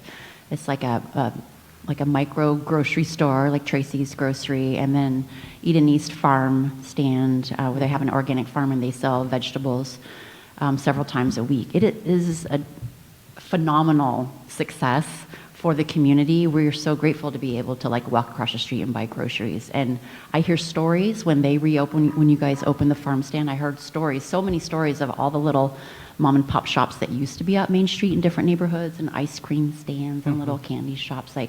That is also authentic Bastrop. We haven't done it in a while, but we've done some of it, and we've done it really well. And it's really community building, and it's great for food access, and it's all those things. So I would like to see more of that. It's really, what do they call it? Like pedestrian shed. It works for our neighborhood really, really well. I'm very grateful. Sylvia, how close are we to Unit 6? Getting it to where we can start using that land? That would be an opportunity. I have a meeting tomorrow. I'll let you know after tomorrow. I know you want to get moving, but I don't want to. I want to touch on this again, or not again. Just something Sylvia said. An opportunity, right? It's very important when people are moving to a community what the schools are like, right? And it is.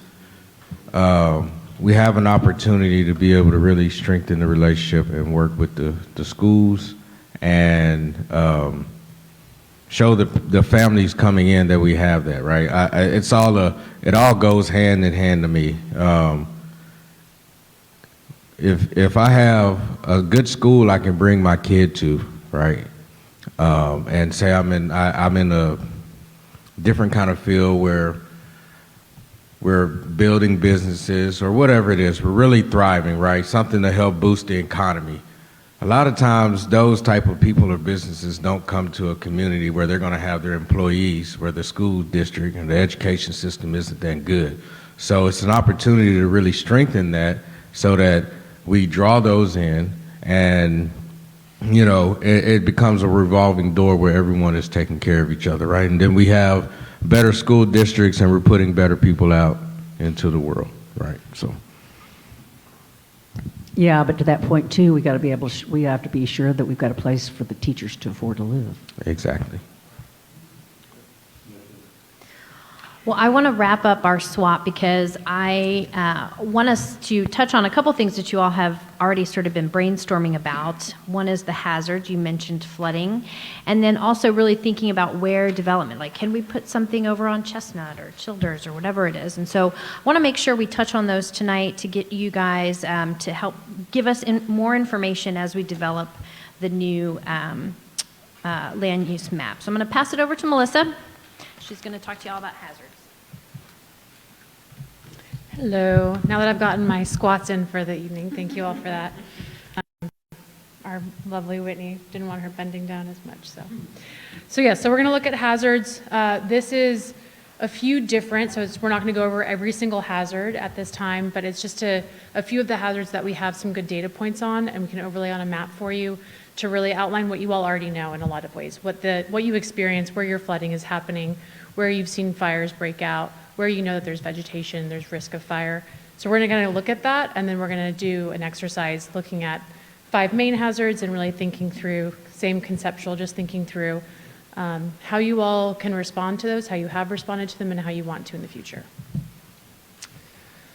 So this first is looking at the level of impervious cover. This does relate in a lot of ways to that existing land use. This is data that was in the master drainage plan that was done. So it was one of the data points that was considered, and this is pulled from national data of the level of impervious surface, which, as Sylvia said, you all just took some measures to change even last night. So this is existing. We've then overlaid, again, from that drainage plan, we've overlaid what was identified as flood problem areas as well as flood risk areas. And so identifying the difference between those two things of the risk and the problem. Your risk is going to come from where, first the flood problem areas are where you're going to have water that is flooding, so either pluvial or fluvial, so your riverine flooding, your actual water bodies. So you can see there's a lot of attention right there around the actual river, and then the water body coming down. Both, you've got areas around Gills Branch, right, and then the northern water body, I'm blanking on the name, not Spring, but Piney Creek, thank you. So both of those are you've got some flow down of water problems, but then your risk areas are also where you're going to have some stormwater drainage issues. So those are going to be your areas that do have that higher impervious surface, more urban, and so you're going to have pooling of stormwater runoff happening in those areas. And so I don't know if we have that clicker still. It might be helpful. Who's got the clicker? What is the purple, just says impervious cover, so what does the purple imply? Just that it has a higher level higher. of impervious Okay, got it. surface. So you're more commercial right there. And what that does, thank you, Hilda, is that then you've got those areas that are super impervious, that water is going to flow downstream, and that's where you've got the combination of the flooding from the Colorado River, the downflow of the water from that impervious surface, and you've created a flood risk problem. And so when you're thinking through the future land use, that's what all of this is. We're thinking about it in regards to your future land use and where you want to build things. Where you already have a lot of impervious cover, if you continue to concentrate more commercial there along 71, you increase that continued problem. I think the biggest thing everybody has to remember is that we're in a bowl. Everything's going to go towards the river. So we have to be mindful every time we build something or something is built that it's going to make its way back towards downtown. Yeah, great point. And then if you've got aging infrastructure in that area, thinking through that, it's wonderful. Well, now I'm trying to use that. Okay, so this map here, it looks very similar. We've added some dots here of fire occurrences between 2010 and 2020. And that, am I using the right thing? There we go. Okay, so you can see there's a big concentration there on the outside of the city limits, the ETJ there, but there's a lot there. There's a few that have down here, and then there's actually a good number that you can see kind of in this area here. These are not wildfires necessarily, they are just fire occurrences. So these are also fires that would break out in homes, anything that has been reported as a fire. But we wanted to just show all those fire occurrences and then overlay what's called a WUI, which is a fun data source to talk about. But this is looking at your wildfire specifically. And so a lot of those areas, why is this one updating, but those aren't? That one updates not as quickly. Okay. Oh, now they've activated it? Okay. Thank you. So now you can see where there's that overlay of a lot of these fires that are in the that outside area are going to be from, sorry y'all, now I'm making it all confusing in your head. These are going to be, those fire occurrences that were reported are likely from wildfire outbreak. Those aren't your house fires, obviously. But then in here, the yellow area is your not as populated, or I'm sorry, more urban area, so you've got less vegetation. Your orange are really the areas to focus on because those are areas that do have, you're building some, but you've got a lot of vegetation that is your risk, right? That's what is dry, likely to be able to be tinder. And then if it's bordering areas that are more developed where you've got homes and things, then that's where your risk is developed. So those are kind of your buffer areas, are that orange. And then the yellow is still high density development, but it does have contiguous areas with orange area or wild undeveloped area or vegetation that could be at risk. So I have a question on this. The white, if you look at the orange big swath at the bottom, going to the left, the white, big white space above that, does that mean that there's less trees up there or there's less risk? I'm trying to figure out, if we're going to start moving into the wildlife, does it, and we start thinking about this in terms of fires, does it make sense to kind of think about east and whatever direction that is, north? And this data is from, oh, sorry, go ahead. Oh, excuse me. I'm sorry, guys. I have walking pneumonia, and I'm like a serious COVID brain. So you have to excuse me. West and north. Yeah. So we're looking at that area to the north.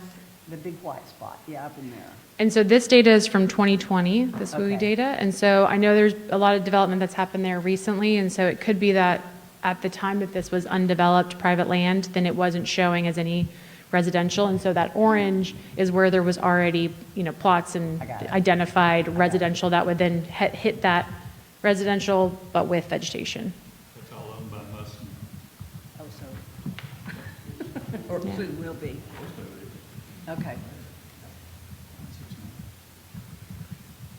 So that's really all the data sources we wanted to look at, and we'll have more of that as we're developing the future land use map with you all. But what we want to do now is a similar kind of exercise. We've got here 5 very big threats that happen. These are natural hazards. There are obviously lots of other threats that could face a community, cybersecurity, terrorism, things of that nature. But when we're looking at land use, we really want to focus on these natural hazards that could impact. And then the questions that we're asking here, and this was brought up earlier when looking at the risk versus impact, when we were talking about, Whitney was sharing the data feedback that came from the public, and somebody talked about the power outages being a real impact, right? So you've got these different shocks and stresses to your system, and we, as humans, react to them differently.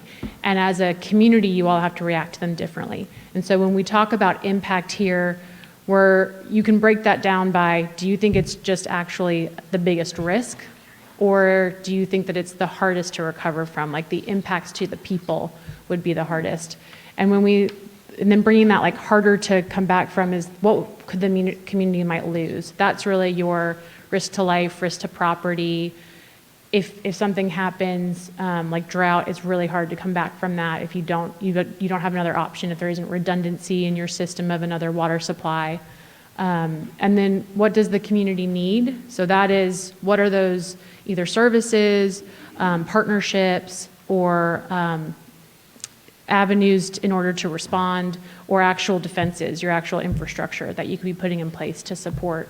And then also for this in land use, I would be thinking about what does the community need in relation to land use? What do we need to be thinking about as we're thinking about how to build this future land use map? What can we do to help reduce that impact? and reduce what the community might lose. And that's really where that who has the power to support, we're thinking about that again in context of you all. Again, Sylvia brought up some great distinctions in terms of what you guys have control over and what you don't when it comes to utilities and energy and water. So think about where you guys have that power to make a difference. And when you don't have that power, who are the partnerships? Who has that power? So let's first identify, even if you don't have it, who does have it, and figure out that avenue to make that relationship happen so that you have agency and support in that process. I don't know how we're doing the... Okay, so we just have this little board here, so our board got a little smaller. No, it's good. So let's start with wildfire. Is everyone good also? Do we need to break at this time because we didn't take a break after? No. You're powering through it. Great. Okay. Can you tell me why why drought isn't farther up on the list? These are not prioritized. Got it. So wildfire is the first that comes to mind, but please don't think of these as any more important than the other. When they hit, they're the most important thing happening. So with wildfire, we'll start with, what do we see as the impact? And you can think about this residential, commercial, community as a whole. It sucks up a lot of our resources. Right. Like a lot. Just with a community of our size, depending on the size of the wildfire, it causes for a lot of people to have to come together. All kinds of resources, not Yeah. just money, Let's name Yeah. them. So the actual water, right, to everything. I mean, People. People going to hell. I mean, that's another thing. Right, that's what, like, yeah, I mean, just, it sucks everybody, I mean, everybody draws to it. Then, you know, it impacts the grocery stores, restaurants, hotels. gas, right? Right, yeah, gas, right, it's, the schools, right, depending on what's going on. It's everything. Okay.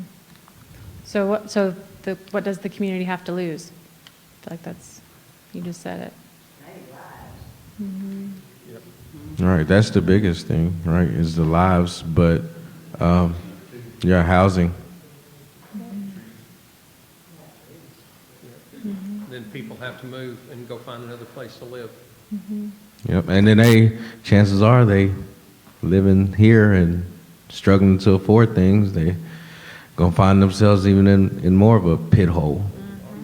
Well, and I know we can't do anything about this, but when the park burns, I think it really affects our, people coming here. Nothing we can do about the park, but that's definitely something that I think gets impacted.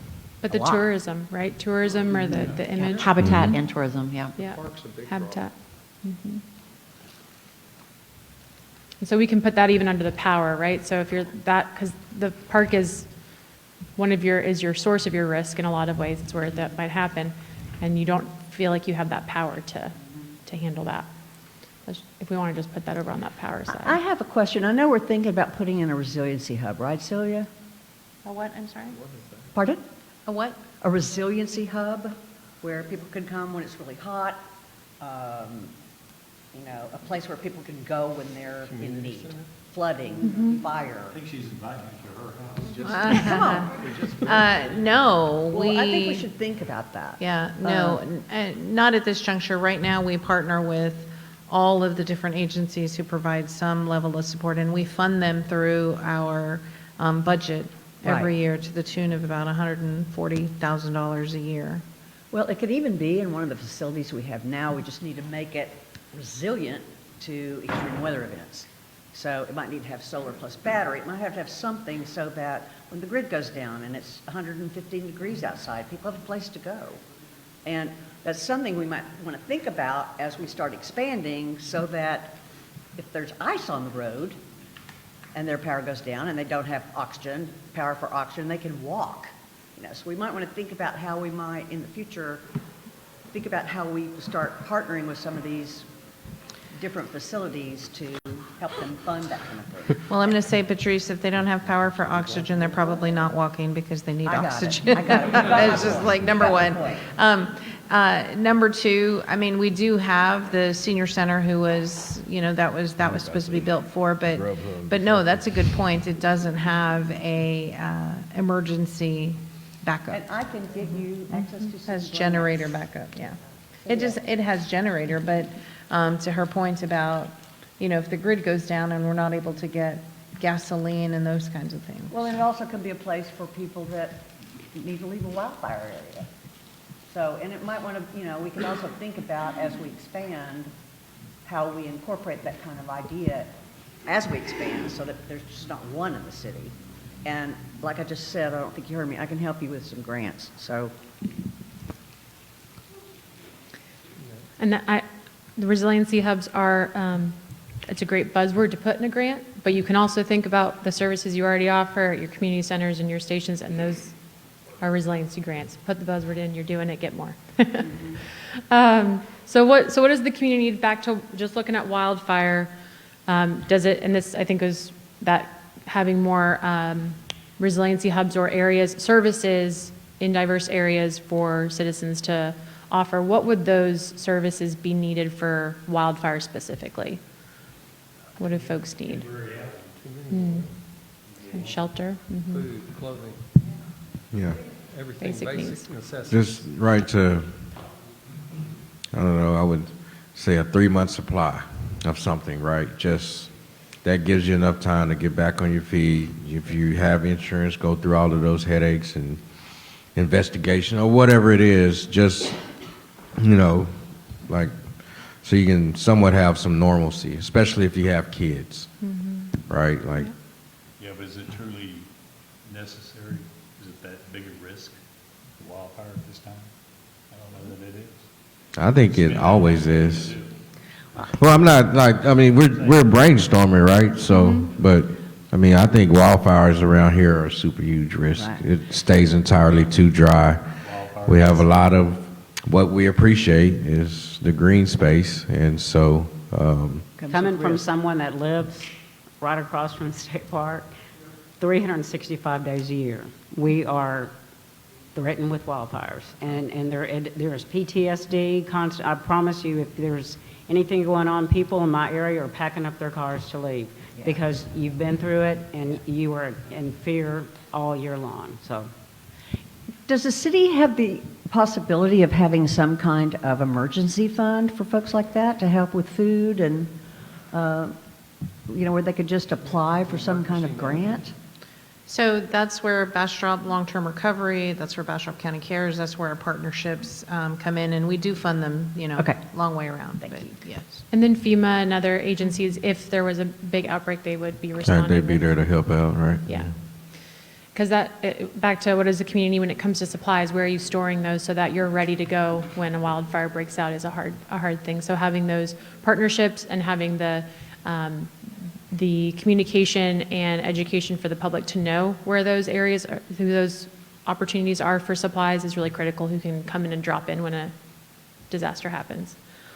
Anything else for fire specifically? Okay. Flooding. Are we at big risk for flooding? In some areas, along the Gills Branch. True, very Right. true. Very true. Very true. So the flood map and the floodplain changed, right? So, Yes. and which one's worse? The floodplain? Floodway. The floodway. Is all of downtown proper in the floodway? How No. much of downtown proper is in the floodway? Would that change? A good portion of it, but it's the percentage of the, I don't know if you have the We don't flood have the map. 100-year. So essentially what happened is the 500-year became the 100-year. Yeah. And so everything that was not flooding is now flooding according to the maps. And Right. so what that requires us to do is on the building permitting side, make sure things are elevated, make sure things have flow through water. There are things that we're supposed to be doing on our end to make things more resilient and flood.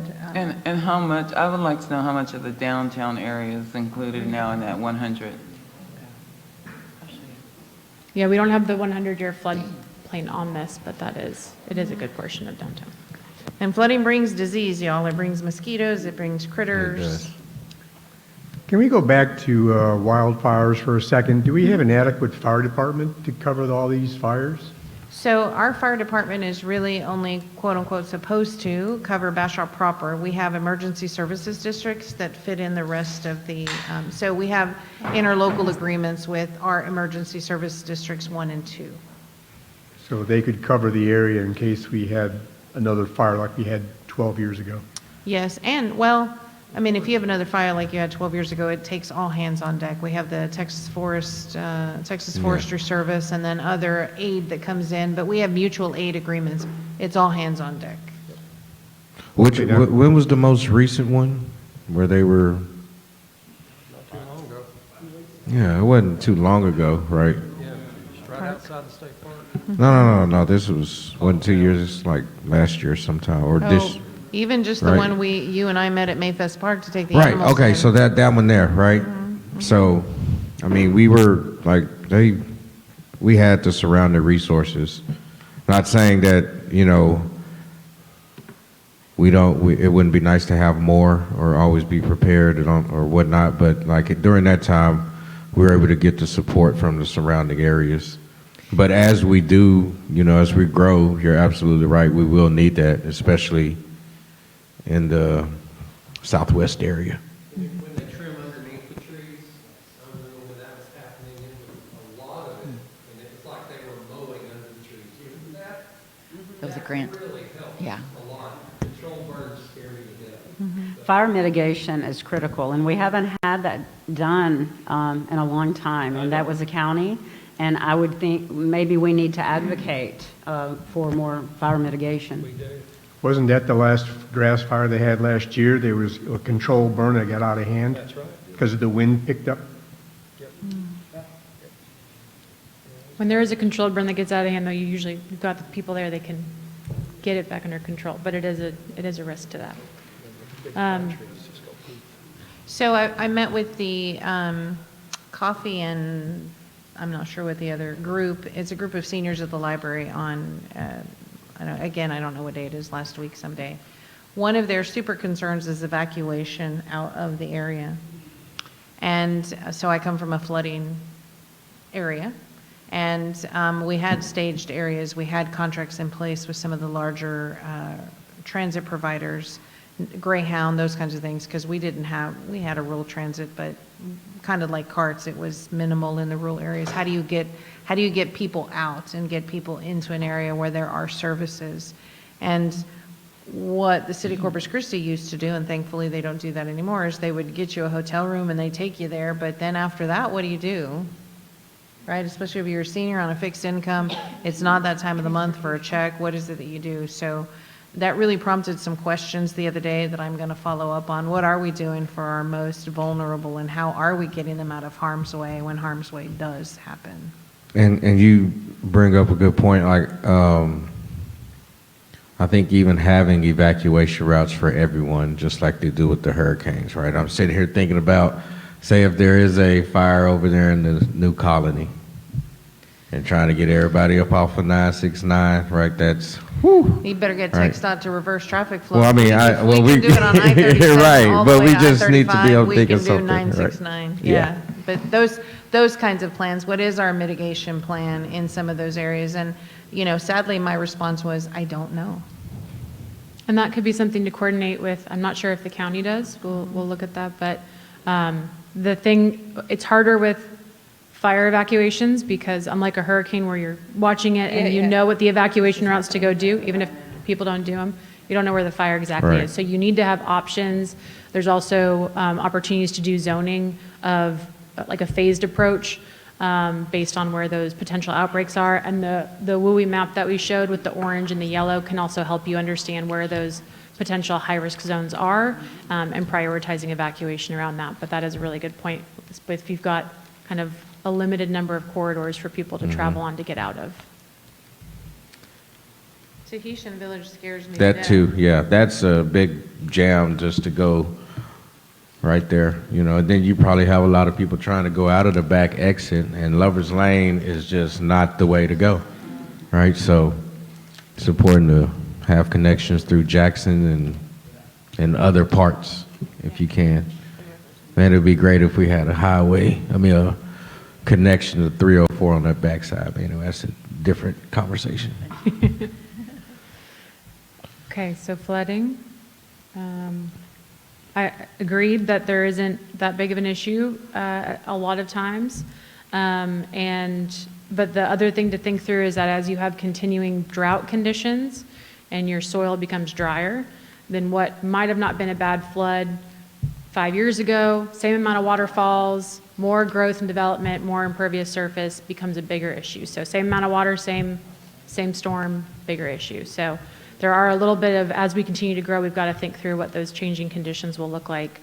And understanding where there's current flooding can help us understand, what we need to make sure doesn't get worse. So along the river, I'm yeah. not sure how we plan for drought. I mean, that's just going to get worse and worse as we go along. But I think we can think about drought as it impacts fire. I mean, the more we encroach into the trees, the greater risk we have. But I definitely think those two things go hand in hand. And they do, and as we've talked about, you all have done a lot in terms of looking at water supply, and I think you've got a water study that you did, looking at additional reuse opportunities as you continue to grow in that space. There's a lot of advancements in water resource management around gray water systems, water reuse systems, purple water. City of Austin is doing a lot, right? And so how can there be potential positive advancements in that for your water supply in the future is probably the biggest opportunity.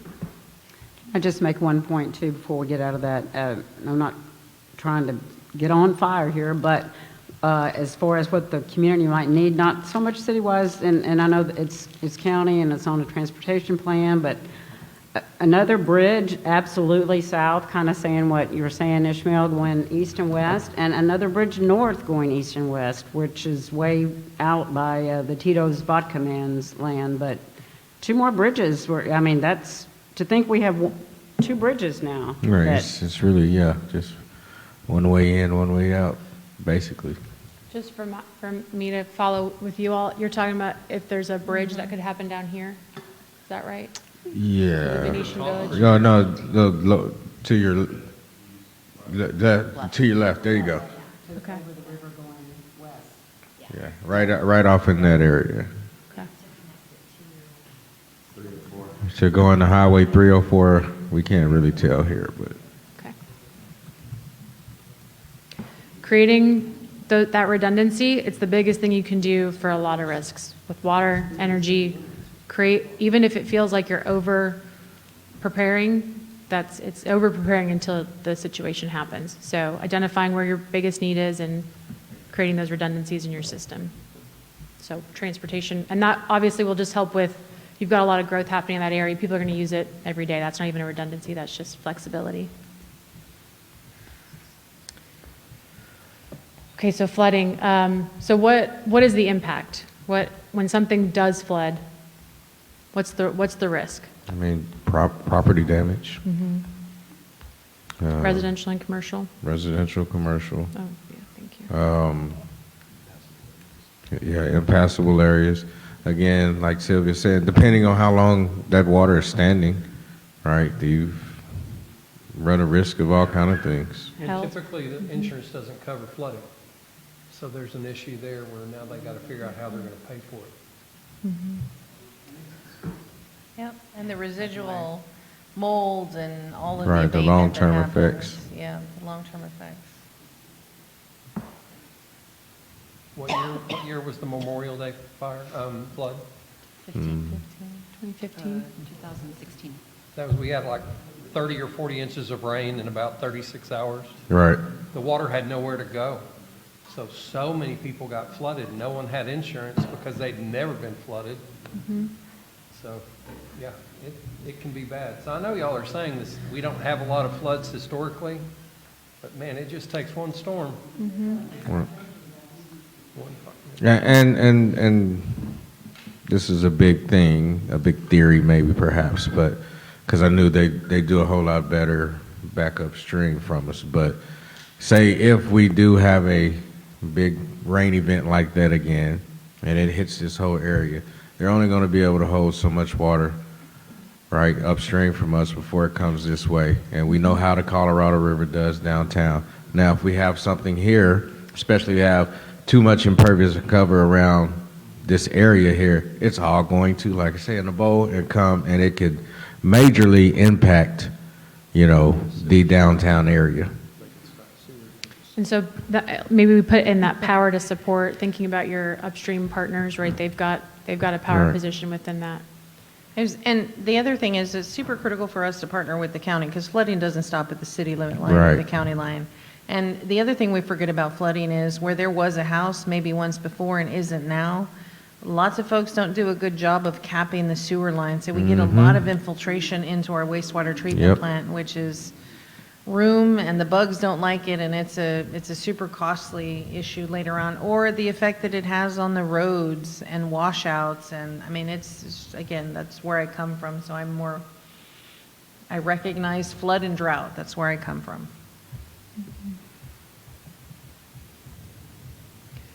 So, and I think, we talked about the impacts and also what the community might lose. What does the community need? What do you all need to do to address flooding and prepare for flooding? We're already talking about, having better elevation on homes that are coming in. I think, however way possible, to be able to engage more with the citizens in areas where there might be more than your normal impervious cover that's going to affect them, right? And not just in close proximity, but look at how a major rain event might affect people way downstream. I can use the Thomases on the Jeffersons on south of MLK. Lived there for generations, never had any trouble. Then slapped this Buc-ee's and apartment up here, and first big rain event, took them out. Got things replaced, fixed. Next rain event, took them out. Right? So, and it just, talking with them, it was unfortunate for them because no one would talk to them and to see the impact. It wasn't a care. It was, we put this here, and so be it. And like, he literally had to rebuild his whole entire house. And that commercial, the gym. And then it's now there's 100% impervious right, cover. 100%, and that's a major concern of his right now. A gym that's like 200 yards from his house. And the ditch that requires water to take Yeah, a oh yeah, 45-degree and then a 90-degree.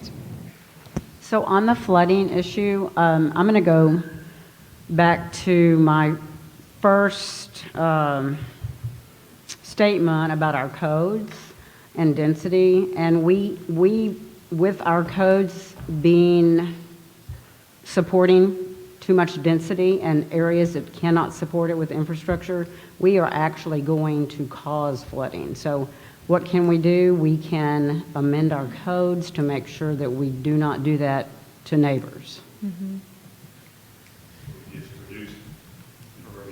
Right, and that's a great step. That I agree with you. Yeah, that's Yes. wonderful. That and adding with it aspects for green infrastructure and for low impact development. So those are practices that you can have that site by site. They can each site protects itself and does its own part, and that's really that piece of each parcel doing its fair share to not flood its neighbors, and that's commercial and residential, right? So I think there's a lot of aspects where as you're changing parts of the code, there's things to add into there as well. That can be added components to site development to help reduce the impacts of flooding and also support with drought and green space.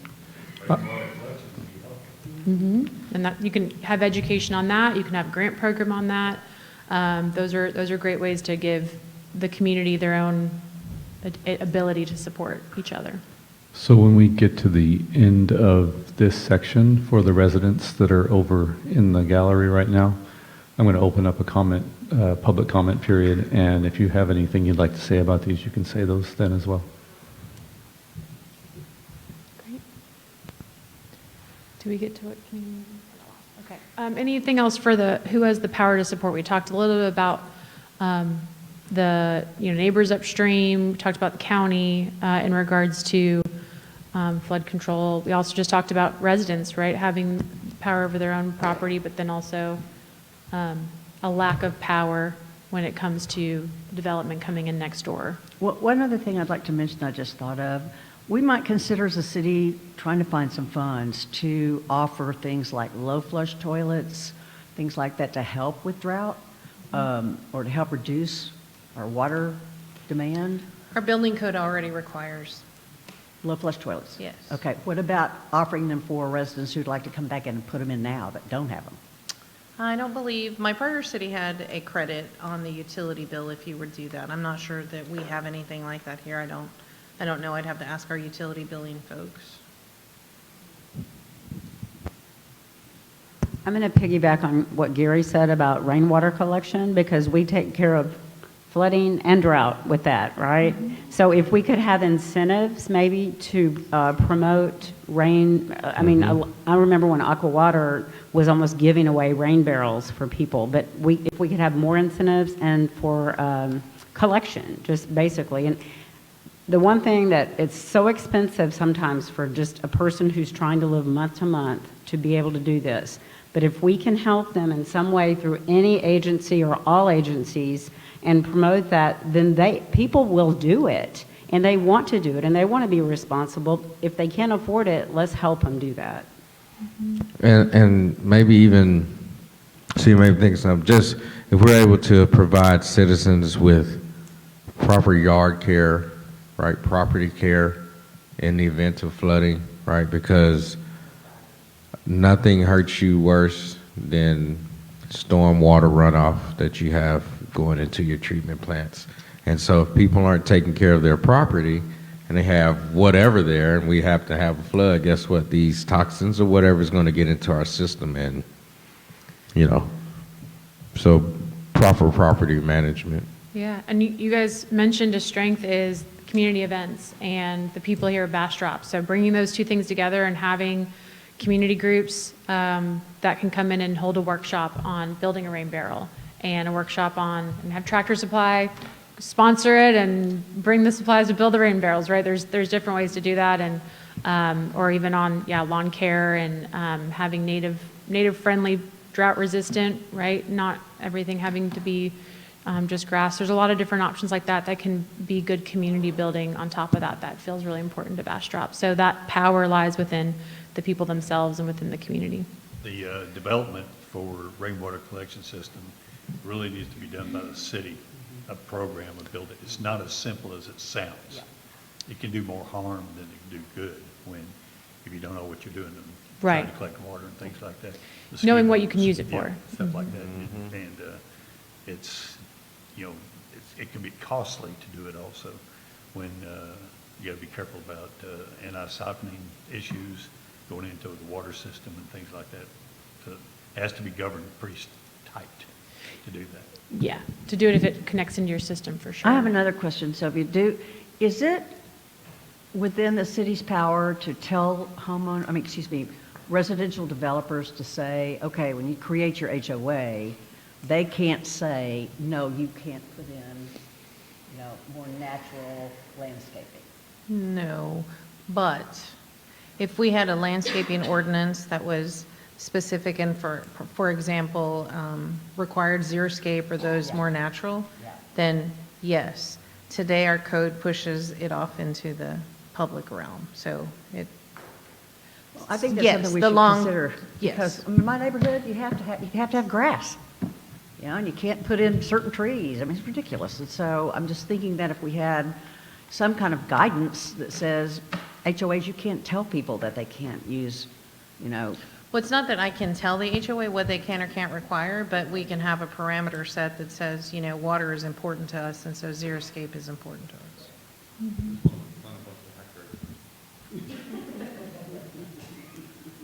How much longer? Because we've got the public is waiting to Okay. We've got these three here. We can move quicker through them or take a break. What would you like to do? Do you want to take a break to allow the residents to comment, because it's already going to be. Okay. So we'll move faster. And I do think some of these are going to move faster because we've already talked about some of the same issues. So with extreme heat, this is kind of a bigger one. It's not a shock to your system. It's a stressor. It's happening overall. We've talked about cooling stations, green space came up. So those are, I would put that in, what the need is.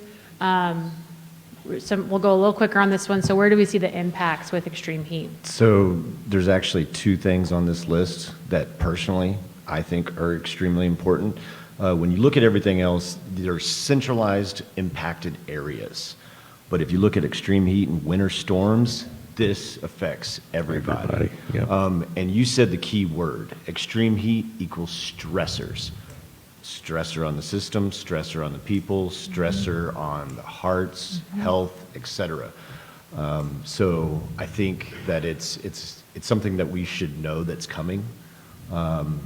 These extreme weather events, extreme heat being one of them here in Texas, and winter storms, when you drop 40 degrees in one day, these are going to become more common, and they're something that the city does have to take into account when planning. And we need, it's why it's important, we need our green spaces and need trees and less concrete and asphalt, right? Because those are the things that draw and generate heat. You have trees, it keeps it cooler, you have breeze, like it's just so much of a cooler environment. We can also deal with the impervious cover to reduce that and make it possible for people to use, like I've heard Sylvia say, like a driveway that has strips through there that has grass in between it and stuff, and cut down on the hardscape will really change a lot of the temperature, things like that. Give them incentives per se to do it that way, rather than having a concrete driveway have decomposed granite, and stuff. And I think the suppliers that we use, like, I can't remember the company, Sylvia, with the pavement where we did the TerraCool, yeah, TerraCool, Terra Green, Terra Great. But just what we can use also as a city, and alternative ways to cut down on the heat. TerraCycle. Sylvia, can we require people to use that stuff in our code? We can, yes, we can require alternative methods of compliance or give credit points for. Okay.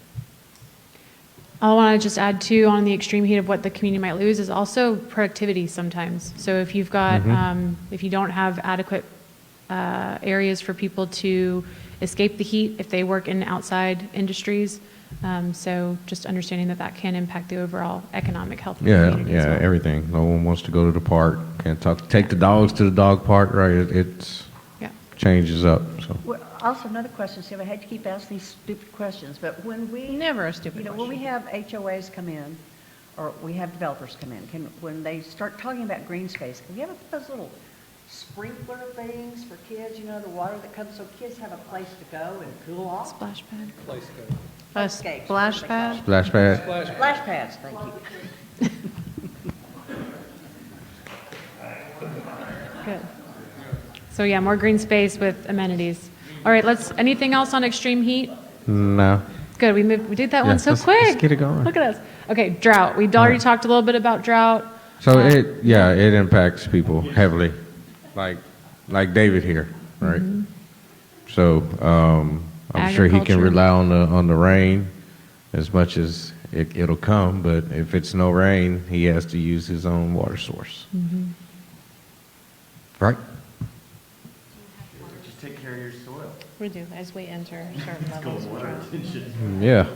So one thing that I'm probably like the biggest sprinkler police in this whole town, because I go crazy when I see sprinklers shooting into the street or at 2 o'clock in the afternoon when it shouldn't be. So if we could really let people know have a policy first, and I'm sure we do when it comes to extreme, but also communication to the public would be really helpful.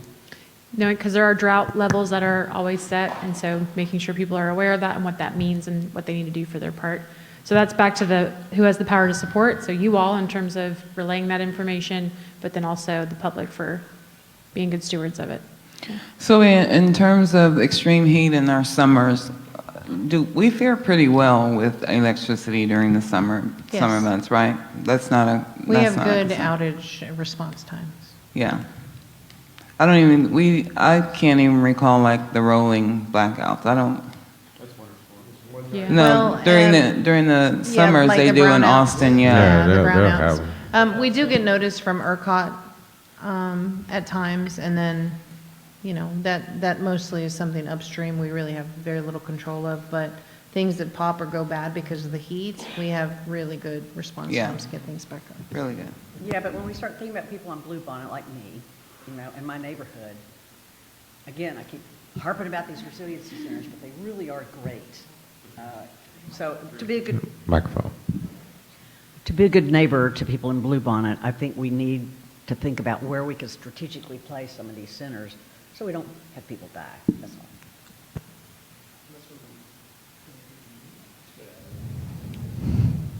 You don't want to do that. Anything else on drought? Anything else we haven't really covered? Sure. Okay. Winter storms. We're going to get snow on Tuesday, right? Yep. There's a strong possibility. But that's where we get the problem with rolling blackouts, is because it's harder to heat your home than it is to cool your home on the system. Because, if it's 20 degrees outside, you want your house to be wherever you want it. Right. That's 50 degrees difference most of the time. And in the summertime, you're looking at a 20-degree difference. So that's why the rolling blackouts are terrible, terrible. When that happened, that 2021, that was absolutely horrible that happened to us in the state of Texas. Never should have happened. So No. hopefully they've got it fixed. Well, a lot of the power usage comes during those times because people, they want that luxury, Well, right? you're stuck at home, too. Yeah, You can't you get know. out in the ice, so you've got to stay comfortable. Right. But yeah, so here's a big impact to winter storms, or with winter storms, because I've experienced it, is your treatment facilities, right? Your wastewater, your water facilities, they have a lot of exposed lines out there. You might have heat traces or whatnot, but it's a lot of equipment that's out there in the elements, right? And those are going to be some of the first things that freeze up or go down. And we can tell everyone, hey, you can boil your water, go get some bottled water. That's all well and good. But on the back end of the wastewater side, like, we cannot say, don't flush, don't do whatever, right? You can't eat, can't do right. So that's a big impact with the winter storm. So proper preparation is vital, right? So hardening of that critical infrastructure is Yes. something, so each site can have there are different things that can happen to harden those exposed elements so that they are less susceptible. And then on the side of the lines, so anything outside of the box, it gets a little bit trickier, yes. But. So those of you in the public, residents, don't feel obligated to speak or anything, but if you had some points to make on some of these items, I don't know, come up to a microphone, and we've got a few around.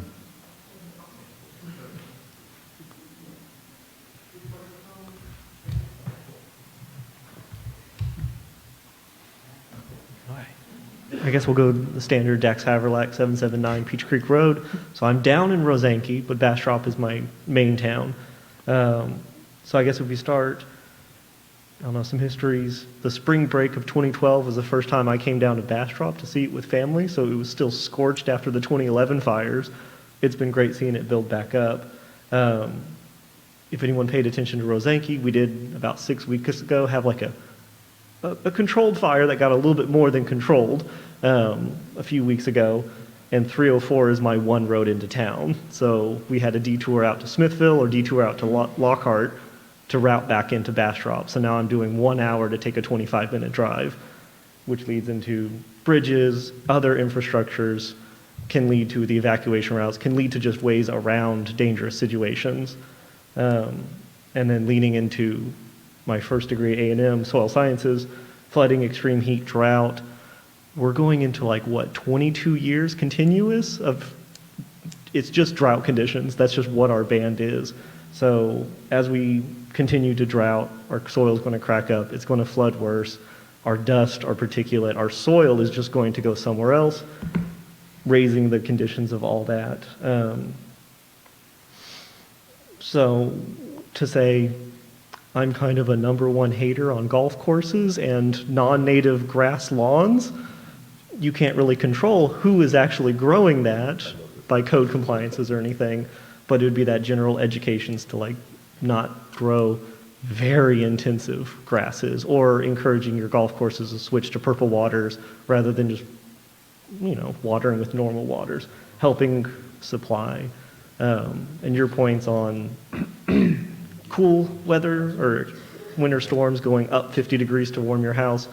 I spent the last 6 months with Rosanke and Smithville helping my neighbors insulation board up single pane windows, just because we don't have the ability to repair our homes, so we have to winterproof them, and that's not great. But it would be the concept that if our utilities, our services have to take a 20% spike and our usages spike up another 30%, they can't be matched, and then maybe they fully break out. So I think everything does, at least in my interpretation coming from south, we need the infrastructure. We just need ways around everything so that if we have proper roads, we can have proper road crews servicing wildfires when, if, and how it happens, and then taking care of our water utilities, our supplies, our efficiencies, so that we don't drain out our soils, so that the soil can actually take in everything that goes with it. And so it's just utilities, because these don't stay within city limits. They become county problems, which makes everything has to be coalition building, everything has to go into the greater. And I think Bastrop does that pretty well by not being afraid to talk and ask for help. So yeah, y'all are on great paths to get these plans. I just wish y'all $50 million more to make it happen rapidly. Yay. Okay, and that's about it. Thank you, Dax. Anybody else?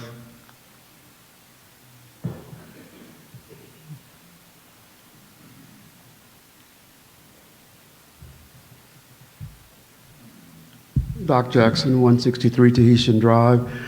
I think y'all did a good job. I mean, every time I was thinking of something back there, I was talking to my neighbor over there, and I was just saying, I was thinking some of the same things that you were thinking. But the things that I thought about that were, because I grew up in the country here in Bastrop, were plants during the drought, plants, gardens, and things like that are affected by it. We're still somewhat of an agricultural area, so you got to think about the people that have plants and they have gardens, they have animals, chickens, cows, pigs, and all of that. So they are also affected by the drought and by the fires and all of that too. So that was just something extra that I thought about. Thank you, Doc.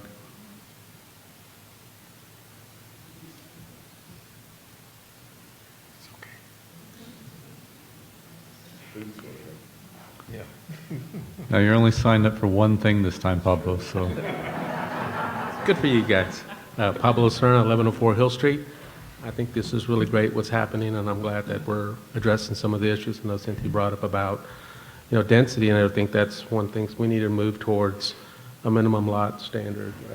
We need to look at density at an acreage level and really look at our neighborhoods, existing neighborhoods, especially in the historic district, and see what those density levels are, that we don't exceed that with all the ADUs that could happen. And I think we need to look at that. No short-term rentals are going to be discussed soon, and what other towns are doing around town. You just can't, not everybody, I know we want to have an ADU for everybody, but it's not possible, especially if you don't have a minimum lot size. And so I think that's one.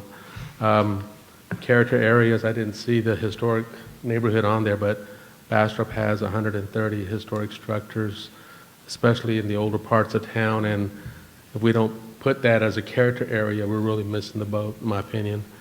And then as far as the hazard, it's not exactly a natural hazard, but light pollution is real, and we have a dark sky, and I think if we don't look at photometric analysis for high commercial developments, you've seen gas stations that'll just light up the sky with all the lighting, and now we got a gas station going in at 969. They really like to light up that because of security, but at some point it really gets outside of their areas and can start to affect the neighbors. So we can control that, and I think you know that, with a photometric analysis that has to be turned in.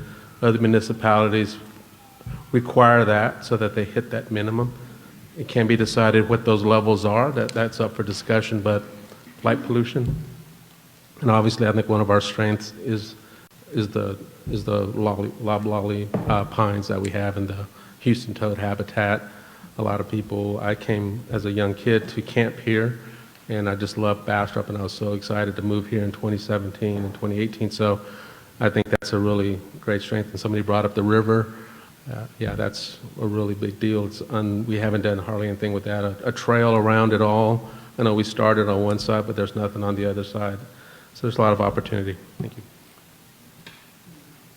Thank you, Pablo. I think that's it. Okay. Thank you. So we'll close that portion. Where are we on time and, taking a break or? Grubhub and something.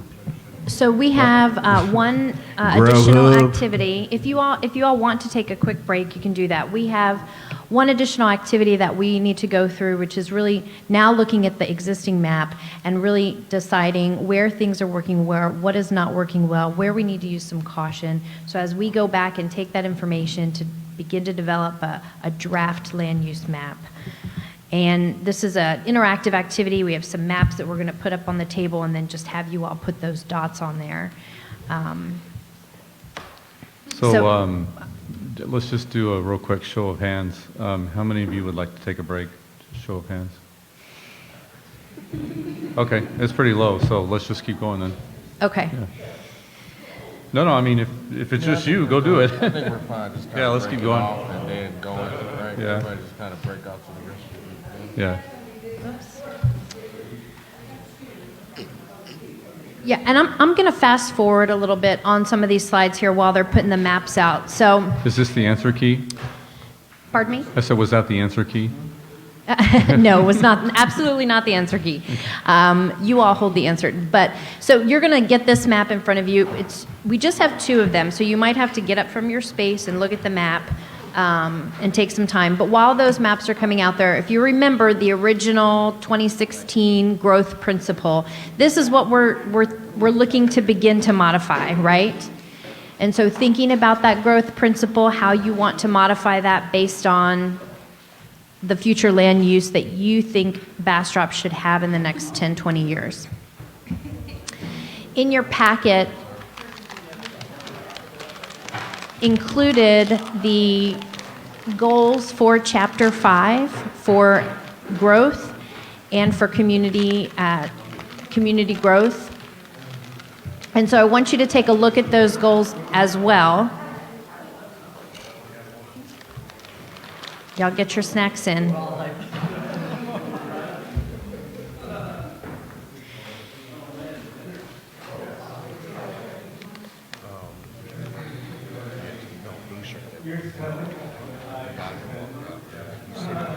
So for those of you that are looking at the map, this information is also that's up on the screen in your packet.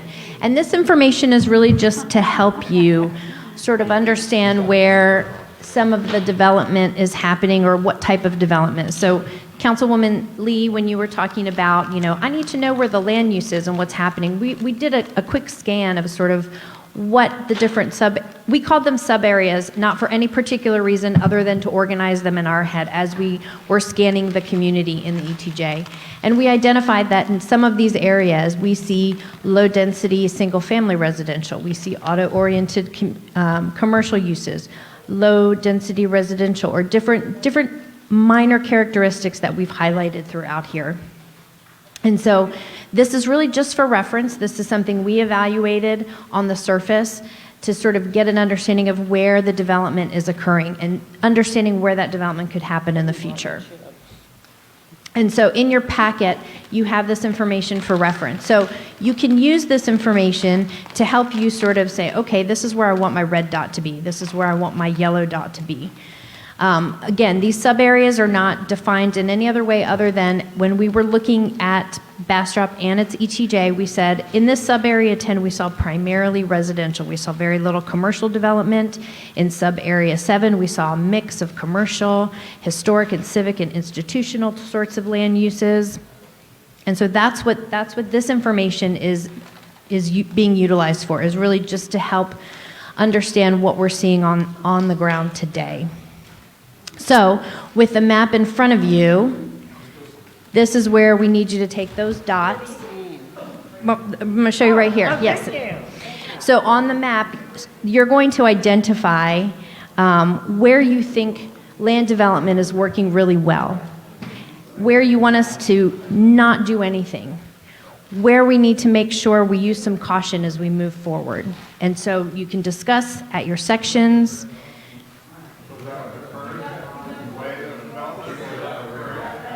Currently, this is, no. Oh, current, right now. Yes. Present. Not a dream.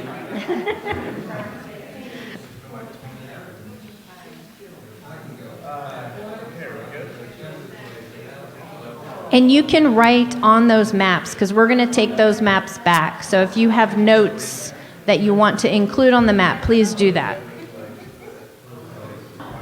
Okay, so if we can get you to put your last comments on the map, any other thoughts that you have, drop those onto the map, your notes or dots.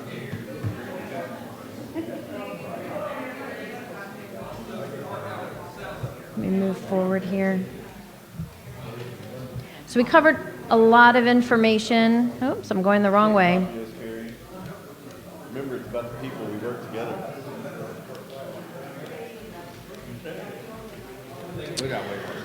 Okay, so I want to touch on just a couple next steps here. Everyone gets a gold star. You get a gold star. Thank you. Thank y'all. Oh. Whoops, keep going the wrong way. Let me see. Okay, so we appreciate y'all's input on the SWOT analysis. That information is really going to help us understand how to make sure we prioritize some of the land uses moving forward or emphasize some of those. The dot analysis is also going to help us do that. We heard a lot of great locations throughout the city that I think are really working. The goals, we're going to take the information that we heard from you today and look at those goals and revise those into a draft format for staff to review, for the technical committee to review, and then to bring back to this group as well. So we've kind of talked about this at your places when we were going through the map and sort of throughout the whole presentation, you know, how we use the comprehensive plan goals moving forward to shape the future of the land use here in Bastrop, how the goals that were in the 2016 plan and then the revised ones will help identify any gaps in that. And then how the plan goals will support the future urbanization patterns of the city, and really identifying where the desired areas are and the less desirable areas are, or areas for priority consideration. So we're going to be taking the information from today's meeting, answering some of these questions based on your feedback that you gave us today. So next step. So just as a reminder, we have a public open house next week, and then the week after that, which we'll go through some of these exercises with the community. We'll be reviewing all of the workshop information from today, like I mentioned, and the open house feedback in conjunction with our analysis that we're doing currently. And then we will revisit with the technical committee, which is the staff and departmental staff, to talk about sort of what we've heard, what suggestions and modifications we have to those goals, vet those through with staff, and then bring those back to a P&Z meeting, and then develop the future land use map and recommendations based on that. So, yeah. So again, how have we notified the general public about these public open forums? Facebook, yeah. So it's only Facebook? Facebook and flyers. So, All right, so check this put out. out paper flyers, how are those, what does that mean? So it's how many people in here? I don't know, 15, 20 people, right? If we all tell 5 people, those people tell 5 people, man, we can get this thing rolling, right? I can do that. So let's just try to do that. I know we have social media, but most of us probably have that. So if you see it, just know that there's a chance that someone might not. So if you're talking to someone, say, hey, did you see this? And then we can get them there.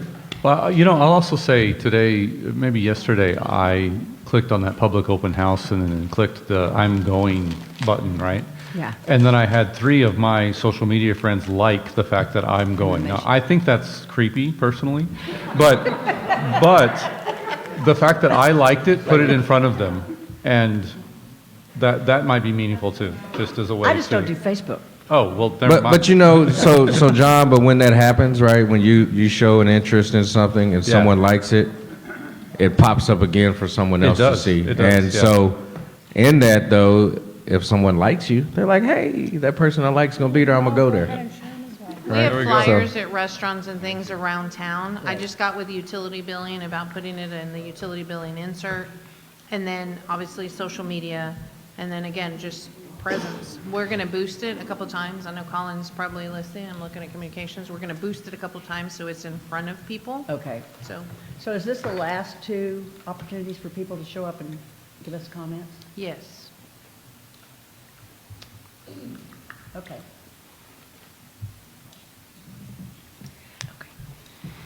Do we know when? All right, thank you. Thank you. I'm sorry. Do we know? We do have item that y'all need to vote on. Do we know when other commissions are meeting between now and the 23rd and the 29th? Maybe we could have those commissions or boards. Can we be sure that we let them know to talk to their folks? That might be another way to reach some people. What about the library? Yeah, well, most of us are liaisons, right, for a certain But I don't group, have- so. I don't have another library board meeting. Mine was the first meeting of the month. Just call them. Yeah. I'm trying to give you an answer, I know. a solution. Okay, darling, thank you.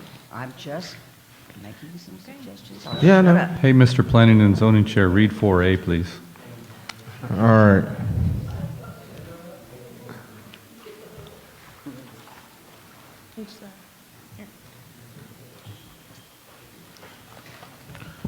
All right. So item 4A, we're going to conduct a public hearing, consider and act on a recommendation to the City Council for consenting to the addition of 60.72 acres as shown in Exhibit B and described in Exhibit C, Exhibit D, Exhibit E, and Exhibit E into existing Wildwood Municipal Utility District. Chair, Commission, is this working? Chair, Commission? Yes. So we're talking, and I may have to, about Wildwood Utility District, otherwise known as a MUD. It was created by the 87th Texas Legislature in 2021. City consented to the formation of it in 2023 to the initial 418.3 acres. The applicant is requesting, and the applicant is here, is requesting consent to an addition of 60.72 acres to the existing MUD boundaries. And staff recommends an approval, and I've got some maps. So this is city limits over here. This is the where their location is. You can see the white line here is Travis County. This is the blue is what we already consented to. The red is what they're asking to be added. This is kind of a conceptual layout. Sorry, it's a little the way to get it to fit on the screen. This is 71 on the far end there. 71, Travis County's this direction. Birdall Loop is over here. And you can see that these parcels are the ones in the red that they're adding. There's a school planned in that site. There is a school planned, and I believe the school planning is in the section y'all are adding, correct? Yes. Okay. Public hearing, we sent 30 notices to the adjacent properties, and I believe received 0 back any. And so, sir, just need to All right. have a public hearing. Open up a public hearing. All right, we have no citizens signed up to speak. I'm closing the public hearing. Thank you, sir. Just need you to make a recommendation to council so council can hold their hearing shortly after you. What is It needs to, let me see. in the form of a motion, please? And you just got to say exactly what it is. Into the mic also, please. Yeah, and turn it on.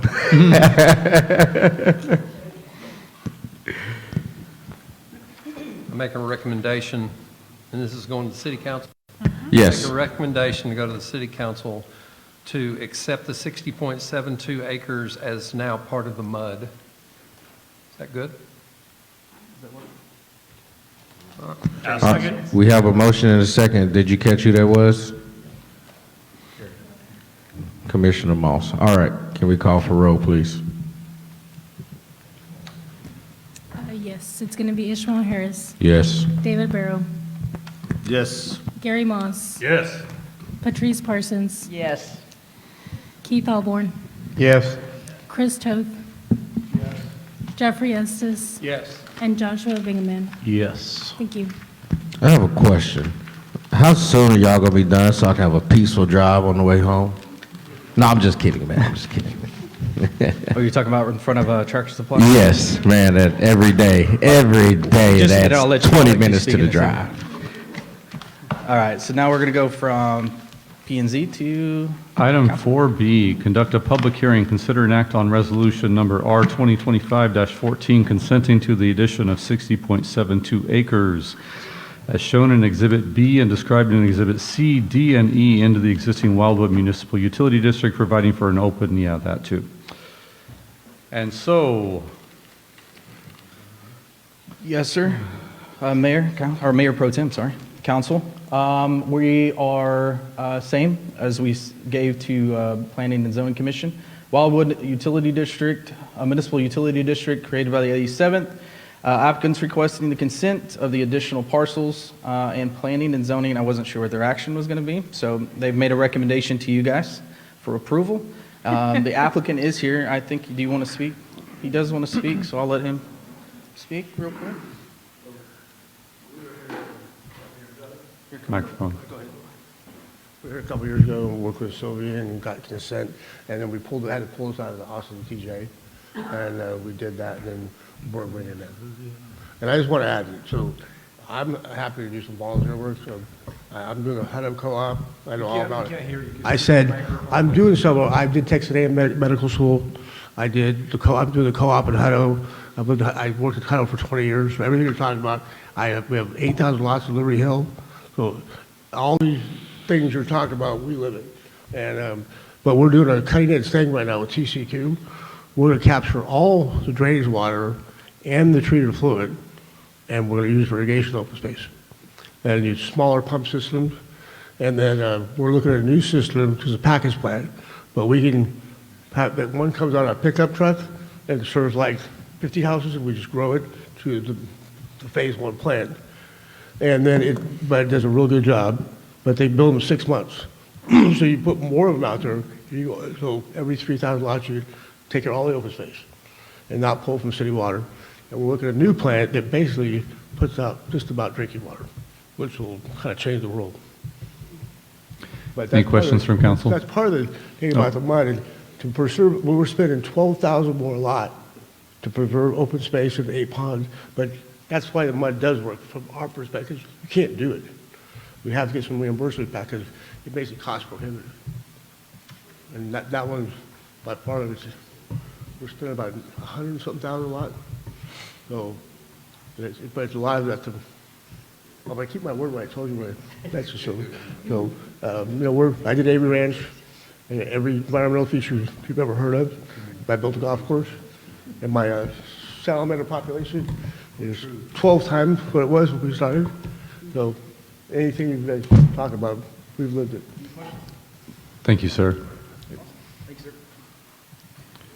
So let's open the public hearing. Yes, sir. I'll use this empty can. Public hearing is open. Anybody? Public hearing is closed. Council, move to approve. Second.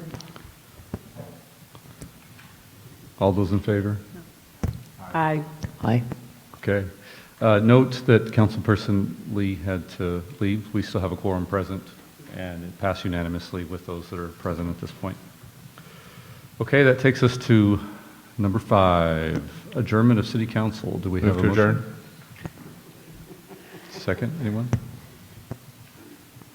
You're just going to nod your head and not say anything? Second. There you go. Thank you. We are adjourned. Make a motion to adjourn. We have a motion. Do we have a second? I second. We have a motion and a second. We adjourn. Thank you. Have a great night, Bastrop.